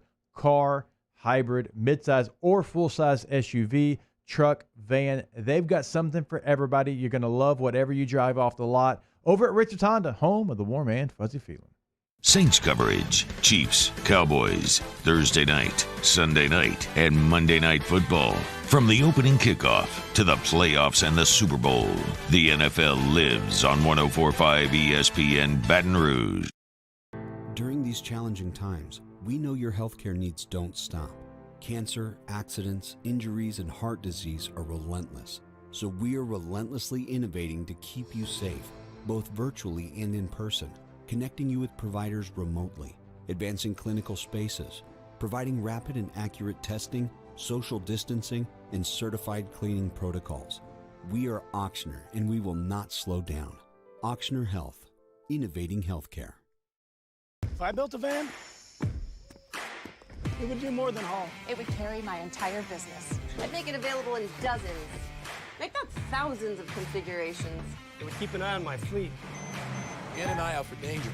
If I build a van, I'd make it available in diesel and gas. And I'd build it right here in South Carolina. Introducing the all-new Sprinter, starting at $33,790. Built in the USA. Mercedes-Benz. Vans. Born to run. You may not know about the 4 Kids Foundation, but you've probably heard of the Zurich Classic.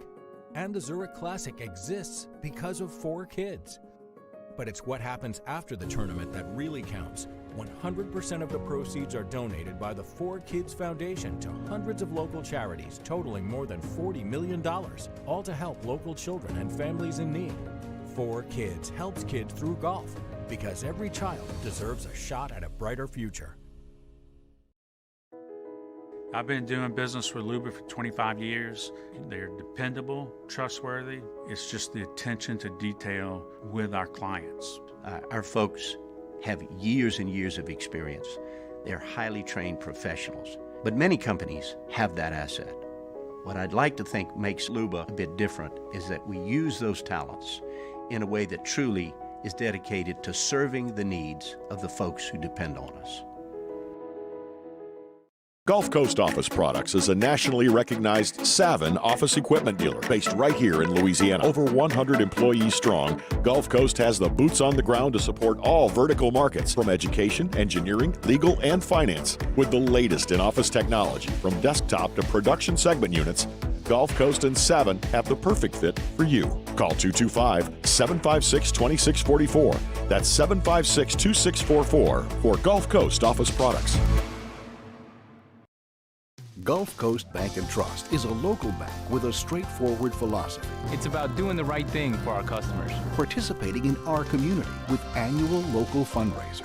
Offering individual attention in a modern banking atmosphere with a trusted local company. Gulf Coast Bank invested in technology with a local touch, giving our customers the power to bank anywhere, anytime. We're building relationships through personal service as the bank that cares about you. Gulf Coast. Hey, it's Matt Moscona inviting you to join us for Monday's AFR presented by Relief Windows. We'll recap LSU Bama, we'll hear from Coach O, and we'll recap Saints Falcons. Join us for Monday's AFR, 3 to 6, 104.5 ESPN Baton Rouge.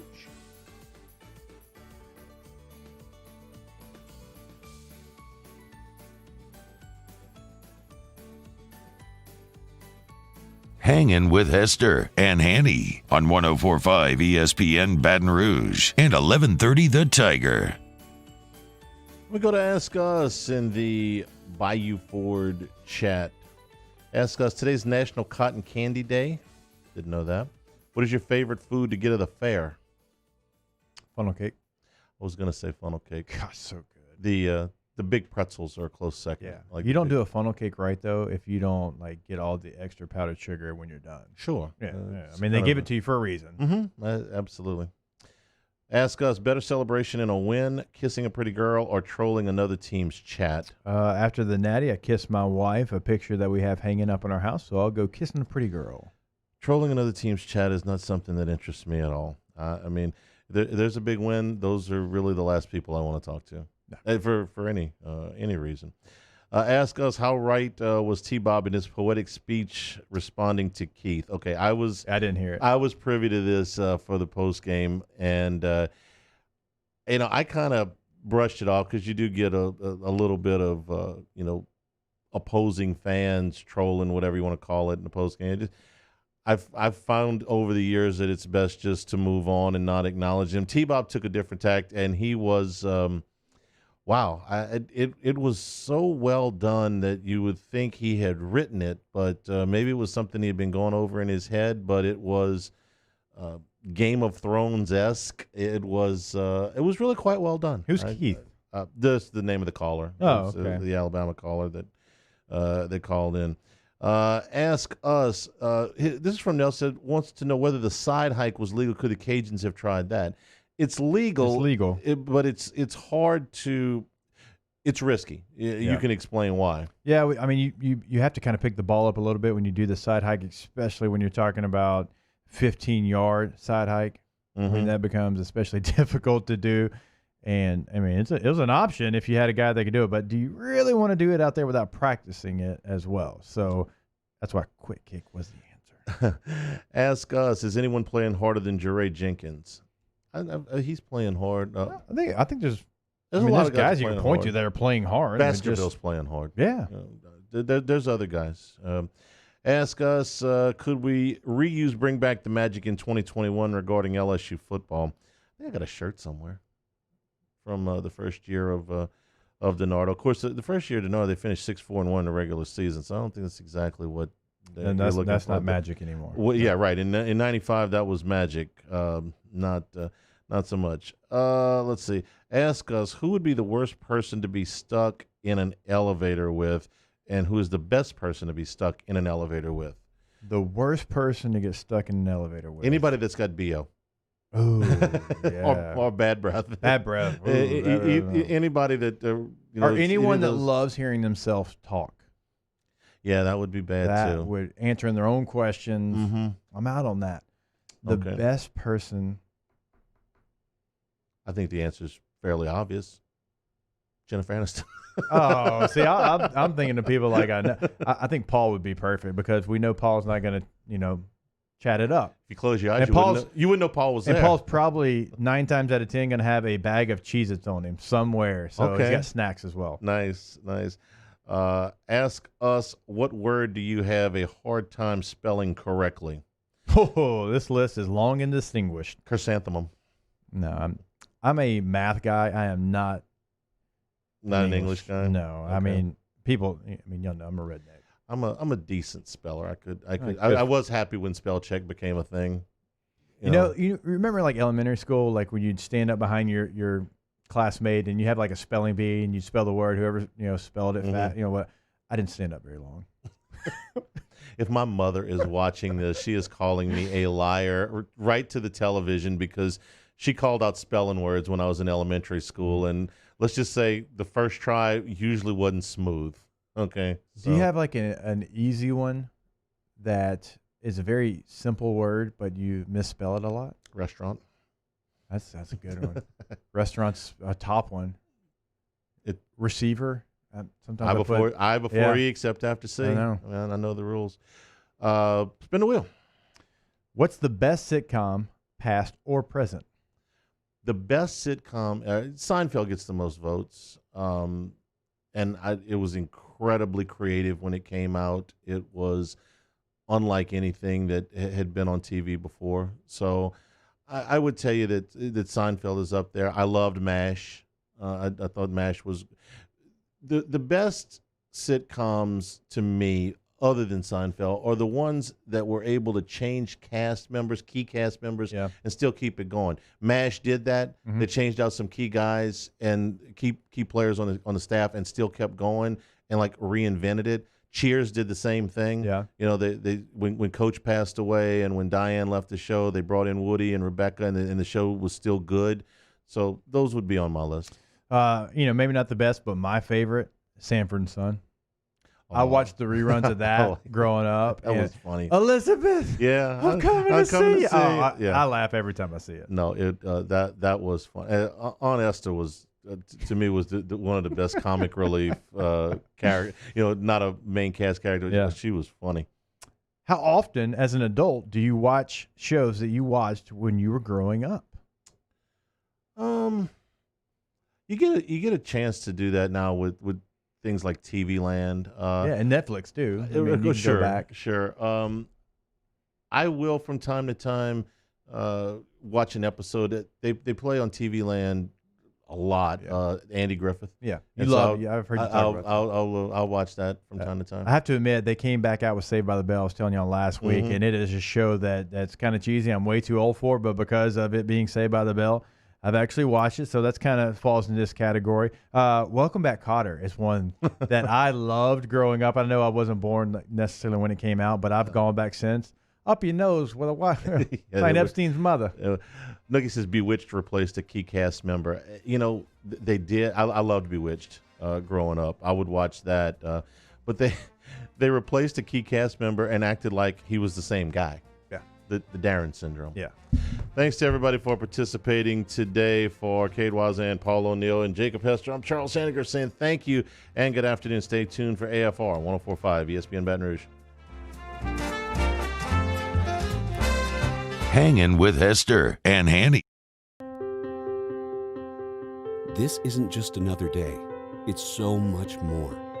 Kelly's life was put on hold when her auctioneer primary care doctor discovered a rare blood disorder. Her doctor connected her to an auctioneer care team of cancer, heart, and kidney specialists.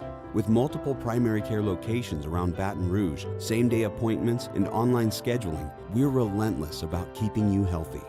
Auctioneer Baton Rouge, innovating healthcare for Kelly. ServiceMaster Elite create clean, disinfected work environments. As a local business,